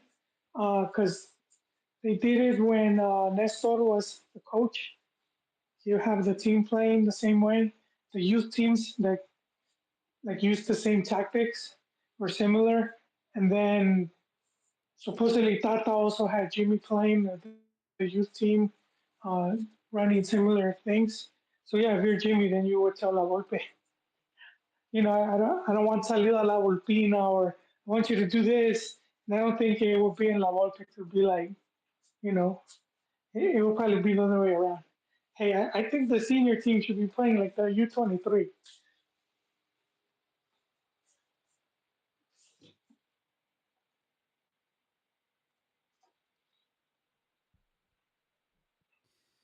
Yeah, man. I would like to see a well thought out project for once, but I don't think we'll see it in our lifetime. You don't think? Well, Like from top to bottom, you know, from the inferiors all the way up to the well, national team. Like well, this is we gonna, had we, yeah. we had it, Jaime. We had it. The thing is, well, it was the Federación let it live out because if you look at the way the national team was run when the De La Torres were there, dude, it was pretty much a lot of what we would want. How they had, how they would have meetings with the top scouts from the top teams in Mexico, and they would recommend players for the youth teams. Hmm. I mean, damn, and I hope they would do it again, you know? Um, and then just how they had, if you look at how all the youth teams are performing, they were all winning. They all were winning in all their categories, and they were being dominant. Even the national team was dominant in their what was it? The, the before the hex, uh, the whatever the pre-hex, and then they won the Gold Cup. That whole that whole operation was being run really good up until when the hexagonal starts and the team fell apart, which was very unfortunate because there was a lot of talent there, Hmm. which ultimately went on to give. I would say that's the best performance in modern times of like from '94 up until now. That 2014 has been the best that Mexico has played in the World Cups. with America being the base in 2014. Yes, I could. Hey, but how do you guys feel about? Because I know these friendlies coming up right against some commie countries and Korea or the second country. Australia and Oh, Uzbekistan. Australia. Oh yeah. Country. Well, how do you guys feel about like? Because this guy's gotten a lot of praise off that Gold Cup win, man. I don't think you can really judge him until he plays that Copa America. Yeah, that's been my take as well. That's gonna be, and that's pretty much gonna be Mexico's biggest tournament, biggest test as well before the World Cup. Yeah, I said earlier, Ricardo, you know, this is the first time that we're getting you know, his players that he called up. You know, I feel like the Gold Cup run Yeah, wasn't really like his call. He kind of just came in at the last minute. And this is going to be the first time that we really truly see his style of play implemented. So I'm looking forward to the friendlies, and I do expect favorable results.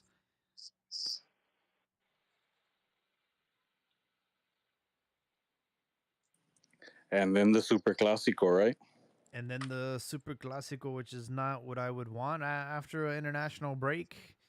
And I think we can both agree that you know, Chivas and America aren't at their full strength yet. I think the Leagues Cup kind of put everybody out of a funk, and now we're, you know, we restarted the league. You've had a couple games to get back into rhythm, and then now you have a pause again because of international. So yeah, it's I think the timing of it all is not the greatest.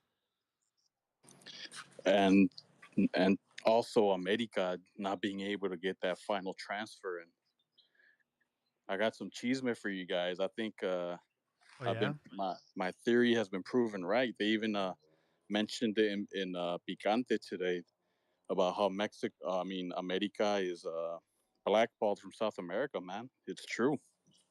Was it because they made that team that was going broke pay back the player that they never paid? No, that's I think that's an after effect of everything. Oh, Supposedly, my other source, which is like another YouTube guy, he was talking about how it all stemmed from El Piojo getting fired that second time during the pandemic. Remember when I think the Chico it was the same year as the Chicotazos and losing to LAFC and him choking out that coach or getting choked out. oh okay. And supposedly his promoters, that guy Hurtado, like he's like the Voldemort of Liga MX. Like he who shall not be named, right? Like he's the guy that's moving the strings. Oh really? I've never heard of him. That Oh yeah, dude. what's his Cesar first name? Hurtado. Spell? Cesar. Cesar. Yeah, Oh well, there's a Carlos. It's with the C. no, I think it's Carlos Hurtado. Yeah, that him. Carlos, yeah, Carlos Hurtado. Yeah. He's And he been pretty around for a long ass time, dude. yeah, and he pretty much because you know how these promoters have they're pretty much like in the syndicate.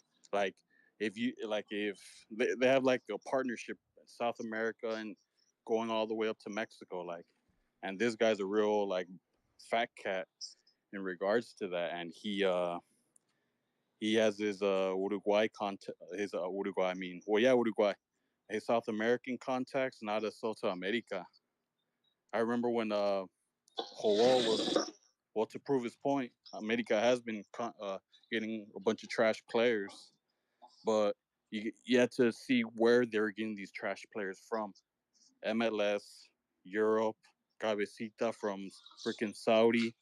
Like these guys aren't allowed to buy in South America because of Piojo getting fired. I don't get Because it. Like, what did his But firing have to Piojo do got, yeah. with it? all the way he went So you out, they can, didn't like it. They didn't. Like they okay, wanted so him he to can. keep going, you know, because that guy has a lot of power in America supposedly, and the order came from all the way on top to fire him, and that kind of rubbed them the wrong way. Because right after they fired Piojo, when Solari came in, he was trying to get certain South American signings. I know that guy from River Plate, Nacho Fernandez, I think that's his name, the midfielder.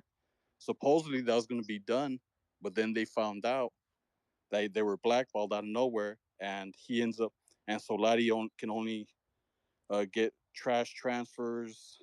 Like this Colombian guy that he didn't score, he didn't do anything for America. He just showed up for once. He played for Oh, Santos. Roger Martinez. No, another guy. What's his name? I forget. He's such a bum. I forget his name. Like he didn't do crap at Santos, but he got he got like a 5 million transfer to America, and that didn't really make any sense. Oh, I think I know.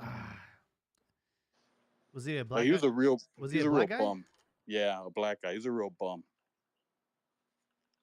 I So forgot, man. Was he a striker? I think he was a winger. Hmm.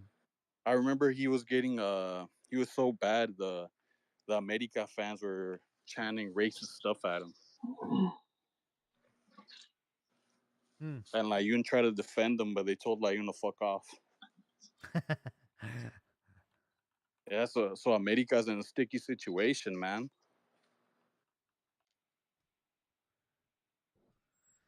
So, you're saying that they just don't have any Riz anymore? No Riz. No Riz and bad they're blackballed, man. I mean, once you Otero. get there you go. Otero. Yeah, that bum. Yep. He's playing in Europe right now, right? He's at Sporting Gijon, which is owned by a Mexican, right? Orlegi. And where did he originally come from before he went to America? Santos. Santos. Mm-hmm. See this, so, so it's a crazy Ah. situation they're in, man. Not to make excuses, but it's an excuse. Wait, so you're saying Grupo Orlegui No, I'm saying is behind? America is pretty much forced to either buy from Liga MX, MLS, or Europe. Like South No, yeah, America I is know off that, limits. but I wouldn't think it's because of Piojo, It's, because he's been close to America where I just don't see him like doing something to sabotage, like that he would be with a promoter. He went there twice. He was backed in the national team through them. I don't know who his promoter is, but I mean, if you just make the Santos player connection, that more likely would be like Orlegi, right? With if Orlegi, Group Orlegi has some play in that, and that would kind of make sense of how Orlegi kind of took over the national team, except they weren't, but they were, and then how they got booted out unceremoniously um, out of the national team and their coach. and I also read somewhere that completely went under the radar. America got sued for like $100 million for some reason. I Damn. think it's a TV, a US TV station, something about World Cup rights that the Hmm. AFA. America or Televisa? Oh, yeah, well, All right, Same no, ketchup, it's thing. ketchup, potato, yeah, separate, same thing. separate, buddy. No, it's not, buddy. Come on. And I think something to do with AFA too, but they're not taking the heat because they're broke. Muerto de hambres. Televisa's gonna take the hit, Hmm. and they've been dealing with that behind the scenes. So that kind of explains why they don't have cash like that. Oh man, you got your excuses all ready to go when we whoop your ass in that Super Classico, huh? Nah, it should be good. I think both teams are pretty even right now. But Did you guys see that the the the the chosen one, Brandon Vasquez, is gonna it might go to Cruz Azul? I heard his name being thrown out at Rayados and now Chemos. Yeah, I could see that happening. He's gonna flop on his face. I think so. I think there's a difference between playing in where does he play right now? In Cincinnati and then the MLS where the defending is horrible. And then going to Ciudad de Mexico, having to deal with the altitude and the weights of playing for either Cruz Azul or Rayados. Yeah, I think it's a big deal. It's not for everybody. He can still play for Chivas, right? Yeah, he can play for Chivas. Even though he doesn't play for the Mexican national team, he was born in Mexico, right? Or was he? I think he's a pocho. Let me see. I think he was born in oh yeah, Chula Vista. Yeah, so he's Mexican American. I think it'd be good for the league. I'm curious to see how he sticks out. If it ever got to that, would you guys be okay with extranjeros? Naturalized, of course, but still extranjeros. I asked that That's part of question. Chivas. I asked that question today in the Discord for Chivas del Norte, and it was an overwhelming no. What about you guys? I don't know. Zero. I wouldn't be the same type of fan. I mean, it'd be hard to say that I wouldn't be a fan again because it's already like part of my identity. But I think it would At that point, it would become reader view mirror for me. I would probably tune in to Madrid games more than Chivas games. At that point, it'd be like, if they win, they win. But I wouldn't tune into the games. I wouldn't keep up with the news because it's a whole identity being changed. It's not the club I grew up on. until they started winning, right? Have you? No, man, because it's not the thing. If I care about winning, then that's, for example, Madrid. I like about Madrid how they always go for the best foreigners and things like that. That's where I get that fix. But I don't need that fix from Chivas. I don't follow Because you Chivas grew up just on the because they league. play with Mexicans. I became a Chivas fan because I liked the jersey. My grandpa was watching a Chivas Cruz Azul game, and I liked the jersey. Half my family's Toluca fans. Half my other family's Cruz Azul fans. I'm the only Chivas fan. So no, I didn't become a Chivas fan because it's Mexicans only. But once I grew into it and like I found out about it, I was like, oh, that's pretty cool. But I was already a fan way before I knew that. But it's part of the club identity that I support now. So no, if you change the whole club identity, then it's not the team you fall in love with, man. That's all it comes down to. You fall in love with a person, and if that person changes, you fall out of love with them. Just because they get hotter, they go get a BBL doesn't mean you fall in love again. Might want to fuck them, but it's an emotional thing. So yeah, even if they went and got naturalizados and they started winning, it's not the same club I fell in love with. What if it garners a new Campeonisimo era, like 8 titles in a row? You're Yeah, telling me he with would a be straight back, dude. you're telling me with a straight face you'd say, "Oh, I wouldn't care." I'm telling you, it's not the same club I fell in love with. No, I'm So, not asking like you I that. I'm told you telling in you the if you're gonna beginning, celebrate. I can't just say, you know how people say, "Oh, I wouldn't be a fan no more. I stopped watching whatsoever." You can't, man. You've been watching the team for so many decades, and even if they did win get naturalizados, you will still watch. But that doesn't mean you would celebrate in the same way or would feel the same. I will not lie that when you win a title, and then you look at the fact that it was like Mexicans only, and you beat like a stacked team like Tigres with all these refuerzos and stuff, the win hits different.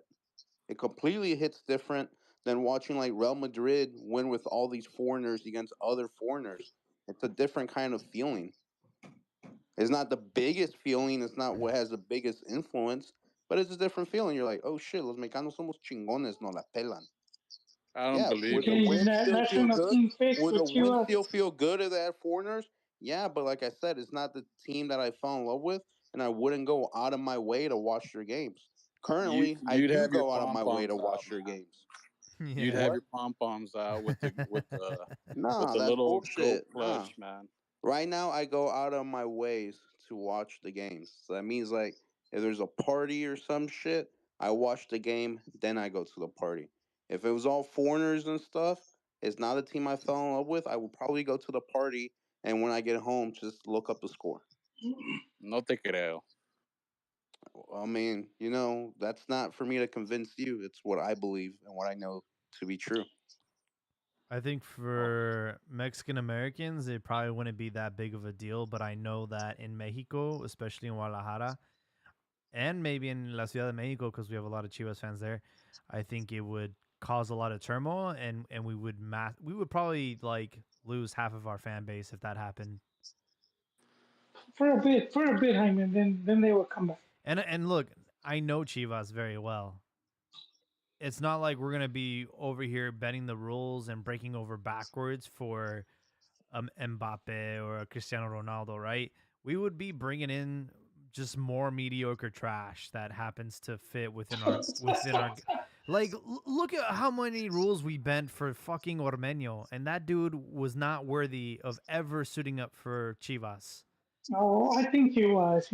No, dude, that guy was He wasn't trash. there that long. You don't go He over was there for here. years. You don't go over here making loopholes and reading the guideline and saying, "Oh, he technically is Mexican." No, fuck that, But dude. he is.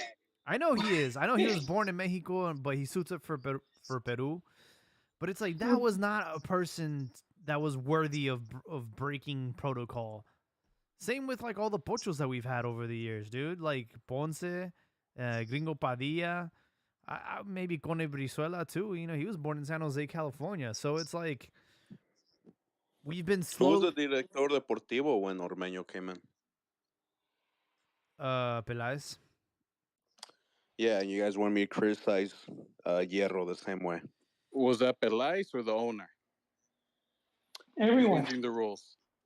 Director everyone, deportivo, everyone Oh, has man. to Who agree. has to convince the owner? That's Who cool. has the last say? Well, the The owner. owner And has the what if last you say. give the director deportivo full power because you want to You hey, don't watch know that. me live?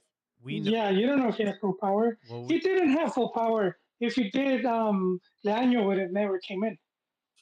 The only reason Leaño came in was because there was that, The Okay, owner's so because budget. you can Pelaez have didn't have. excuses for Pelas, but you can have excuses for Hierro. They're not. That's not an excuse. That's just the truth, man.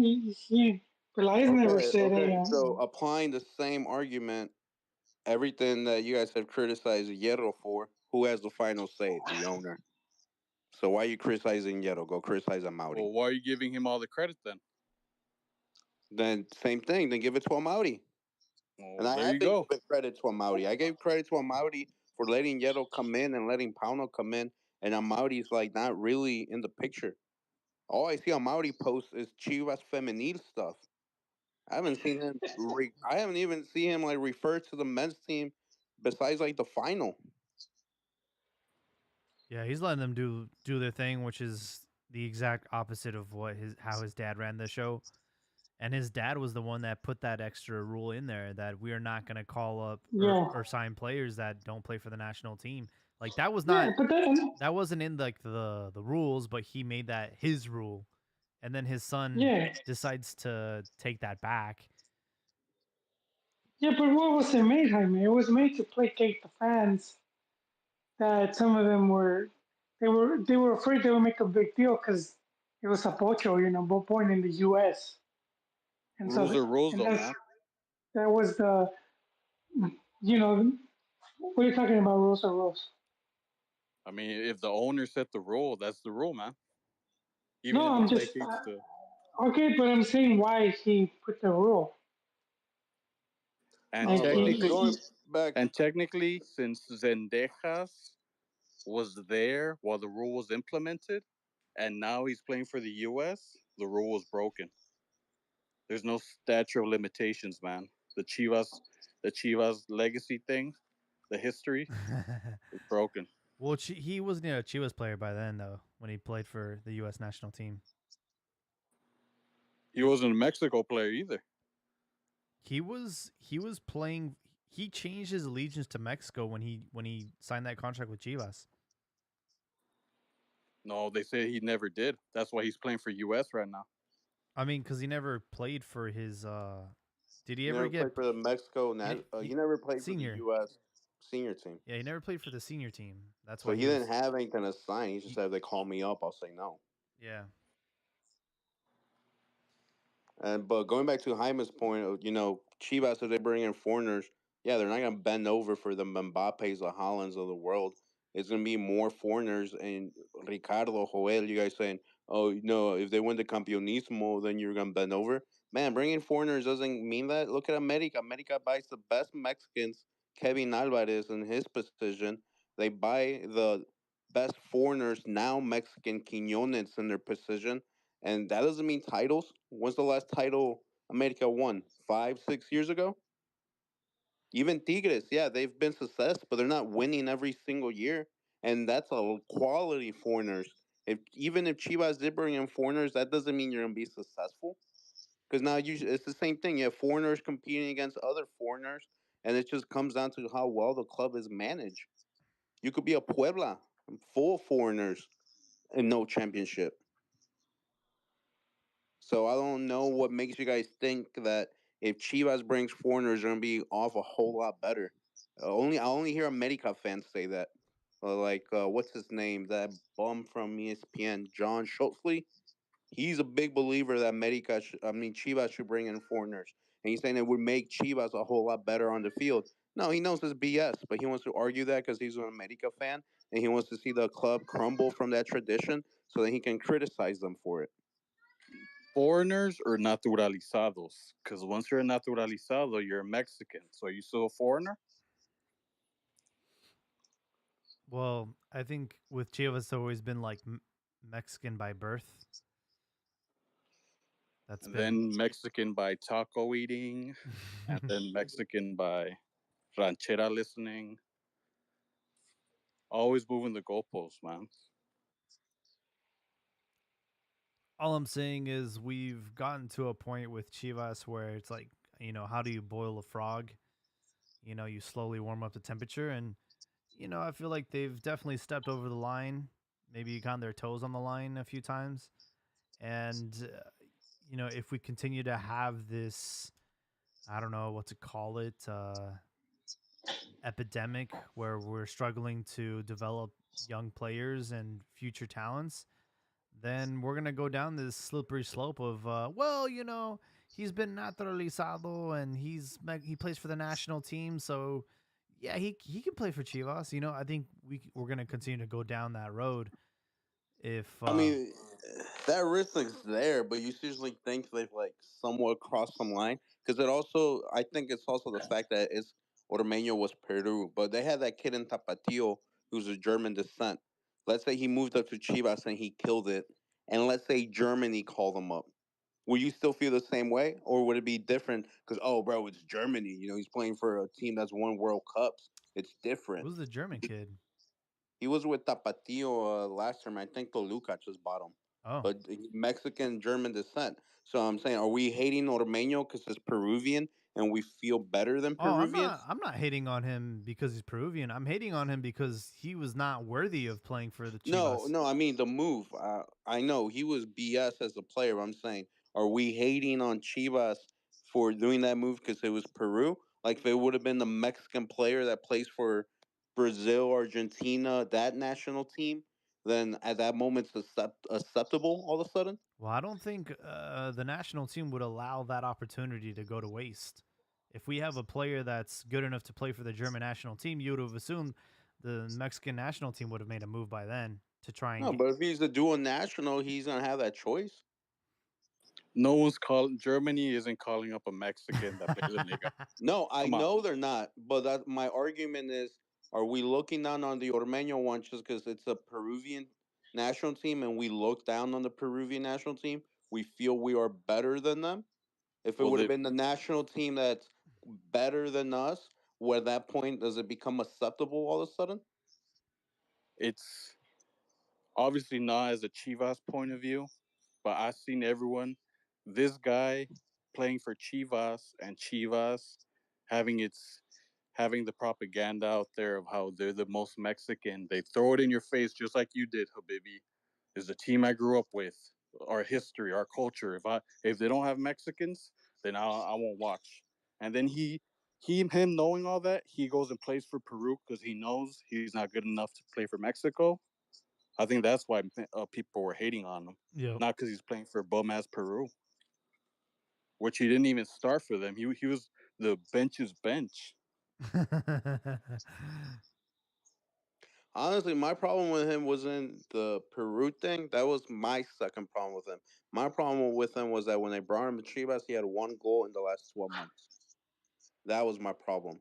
That from on the field, it made zero sense. hmm And then once you added the off field stuff to it, Right. it made completely zero sense. It was a dumbass And signing. It was like an idiot. You have to be the biggest pendejo in the world to want to do that signing. You not. need a striker because Macias just tore his ACL. So you bring the guy who has one goal in the last 12 months and he plays for Peru? Yeah. No mames. And to throw salt in an open wound, we also got rid of Canelo for him as well. It's not like we got him for free or anything. We had to do a trade. So yeah, it was like a Just like dumbass it move was it all was around. that's arguably like one of the worst ones. That's even worse than like us getting Peralta for free. Yeah, at least you're bringing a Mexican and you can do the whole helps the locker room bullshit argument.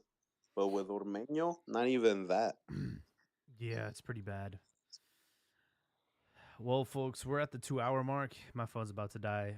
So I wanted to make sure we get our closing thoughts before we wrap up episode 399.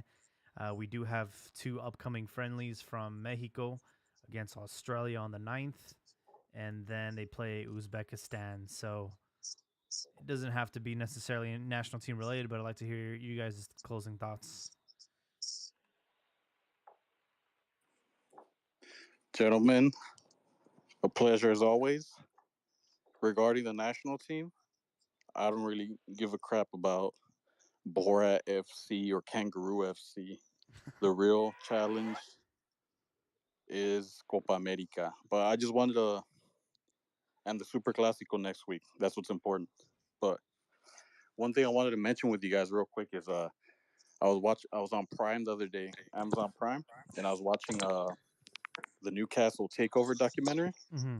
I've only seen the first episode, but I was just thinking, imagine, like it's a long shot, but imagine if someone with that type of money came into Liga MX, Oh, yeah. because the amount of money those guys have spent already and the plan they have and what they got going over there, if they, because people would, someone would argue that, oh, FEMSA and Cemex to a certain level, they're doing that too, but at a lower level, right? But if a billionaire, like, not even billion, I mean, Saudi Arabia owns Newcastle. That PIF, that's the same fund that owns all of the Saudi league where Ronaldo's playing. They own like 4 teams. Oh, wow. So imagine if that'd be crazy. Like all this talk about foreigners and Mexicanos. Like if someone ever came to Liga MX with that type of money, they just win automatically, man. And wait, if they bought Chivas, would Habibi still feel the same? Remember, there was that rumor Emirates was going to sponsor Chivas? Yeah, I mean, I don't know how that's relevant, Joel. If Saudi Arabia bought Chivas and they brought the best Mexicans like Bella and all these guys, like 2-3 years ago when they were in hot form, that would be all for it. No one said the No, owner they has bought to the be best Mexican. foreigner. Yeah, Man, the baby. best Imagine if they foreigners brought are in not coming Cero to Siete de Liga MX, Chivas. The man. best, the The best best foreigners, dude. foreigners are not coming to Liga Mbappe. MX, man. Well, that's what they said about The Saudi best league, foreigners other don't than go that. to MLS for the league. They go to the league because it's America and what America offers. That's it. Uh, I'm just putting the hypothetical out there. No te enojes. Yeah. No, I'm not. I'm not mad, man. I'm just saying, Enoja like, como I'd be gente down. grande, I'd be coño. down for the Saudis to buy Chivas. Bring me all the best Mexicans. But imagine, because I don't think Chivas is ever gonna get sold. That's bullshit from the owner. He'll never sell. That's like he's using the team for his shell company that sells fat girl products, right? No, I And agree. and I don't think Televisa is ever gonna be sold for obvious reasons. But imagine if someone came in and just like bought Querétaro or like brought back Veracruz from like the depths of hell. Like they would be. Imagine them just winning all the titles like That'd be cool. all the Liga MX Equipo Grande narratives would go down the toilet, man. No, it would have to be like a top three city team. Honestly, the most likely one would be like Atlas Atlas. Yeah. or Pumas or Cruz Azul. Pumas. Yeah, it has to be like a Mexico, Guadalajara, or Monterrey team. Yeah, big city, yeah. But I don't know about closing thoughts, but some clarification. I don't know if you guys ever made it or not. I heard you guys talking about it at the beginning. Atletico de Madrid did not split from San Luis. If anything, Thank you. Atletico Madrid is putting 15 million into San Luis. They're building a whole new training complex, Ciudad Deportiva. It literally came out in June. Yeah, so like 3 months ago. So they're about to invest $15 million there. They're not going anywhere. And they said that with the investment, plans to open up 70 spots per year to youth players and eventually send some players over to Spain as well. So Atletico Madrid seems very invested in the whole situation. Their owner, Heel or whatever, he flew down to San Luis to talk to the governor and get everything approved. So they're very Nice. serious about it. The other point, like Ricardo, saying kangaroo soccer, that's a problem with Mexicans, man. That literally Yeah. Australia lost in the World Cup round of 16, 2-1 to Argentina, the eventual fixed winners, and now Mexicans over here, not taking them serious, taking them for granted. And then if Australia beats Mexico, all of a sudden it's el fracaso. Oh, fracasaron. ¿Cómo vas a perder with Australia? But if they beat them 5-0, it's like, what do you expect? It's Australia. Hey, man, I know the name doesn't sound hot, but they're a team that's always in the World Cup as far as like what the last three or four. And then they're competing, man. They're making it out of their group. Mexico didn't make it out of its group, and these fools made it out of their group with France and Denmark. So I would start putting a little more respect on other teams because that's what screws Mexico over. That by the time they realize they fucked up by not respecting someone, it's too late. It usually means they realize they're losing. I didn't say I didn't respect them. I just said I didn't give a crap about the game, man. Oh no, I I'm don't give aware. a crap about the game either. But I seen in the World Cup they had they started like a 17-year-old, this black kid, Australia, and supposedly they were talking about how they're working on their youth development. I'm a realist with Mexico, man. I know what they are and what they're not. That's why I'm so critical of them. That's why I don't believe in the player like you do, because I know they're bums. see, me, I don't believe the system. It's not even the player. I know there are good players out there, but I don't believe in the system. I think that Mexico's problem is corruption, and then you can't have corruption in the country and then pretend that there's no corruption in the game in your sports. Like you just can't. Like you can't say that the cops are crooked, the politicians are crooked, but expect Liga MX to be clean as a whistle. So to me, and same thing with all of the whole. To me, the whole system is dirty to some degree, and I'm sure there's a lot of players out there that have the talent, but for one reason or another, it's just the political nature of the thing didn't swing in their benefit. And I'm not talking about that elite 1%. Obviously, if you have a Messi type player in your academy or whatever, obviously you're gonna move that guy up. I'm talking about, those other guys who might be middle tier at that moment, but you never know. They could have panned out and became amazing. Because you see it in Europe all the time. Freaking Odegaard, he didn't do shit with Madrid. He was considered a flop, and now he like runs Arsenal. Some players just need time to flourish. So I have no problem with the Mexican player. I just think that's how it works with athletes. Some are professional, some are not. But my problem is I think the whole system in Mexico is corrupt to a degree, and I think that's what holds Mexican soccer back. Hey, real quick about that. I remember hearing about how Chivas they caught the. You know how they would talk about how Chivas and Pumas were good at scouting, right? About the Mm-hmm. kids that that they caught the Chivas escuelitas that they used to have in Guadalajara. That they caught the guy recruiting the kids, like asking the parents for money. So that's why they put a halt to all those escuelitas. Makes Oh, and sense. then I believe it. and one last thing, real quick about did you guys hear about Bolivia? What happened there? About how they caught I think the president of the Bolivian football organization, if you can call it that. Hmm. That they caught him on phone, like bribing a ref, like telling him they got to lose by 3 points in a certain half or something. Like it's on Twitter. It's crazy. Damn. Like they're suspending the whole league. Hmm. The Bolivian league. Like no one cares, obviously, but still, like No way. That's crazy. No, I mean, you believe it. I think we talked about it a few podcasts ago. There's these guys like mobsters like in Asia. Those are the leagues they have a fix on, like the Guatemalan, the Honduran, the Bolivian, the leagues that no one Yeah. cares about, but they're still official leagues where they're like on sports books. So those are the ones they fix. And then I can't remember his name. It was a Mexican player. He just came out on a podcast and he said that there is a Maños en Liga MX. He said like he would know players that would like get yellows intentionally and they have like a bet on it. I can't remember his name. Damn. I'll bring it up the next one. And then real quick note, hey, Chivas fans in the U.S. are happy because I just saw that Chivas plays in Chicago, and it's sold out, and the cheapest ticket on Ticketmaster is $200, Bruh. and it's a friendly against Leon. I saw they were playing, so I was like, all right, screw it, I'll go to that game. I was thinking, like $40-$50 nosebleeds or something. Hell no, dude. Cheapest ticket is $200. Damn. Friendly versus Leon. That's crazy. I wonder when's the last time they went to Chicago.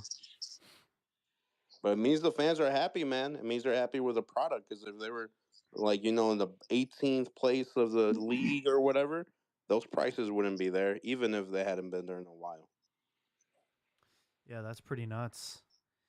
Thanks for clarifying that Atletico Madrid partnership, because I did know. I was like, no, I think they're still with them. So makes sense why they're doing so well in the league. Joel, you got any closing thoughts? No, sir. No, and I feel like I already gave it. For sure.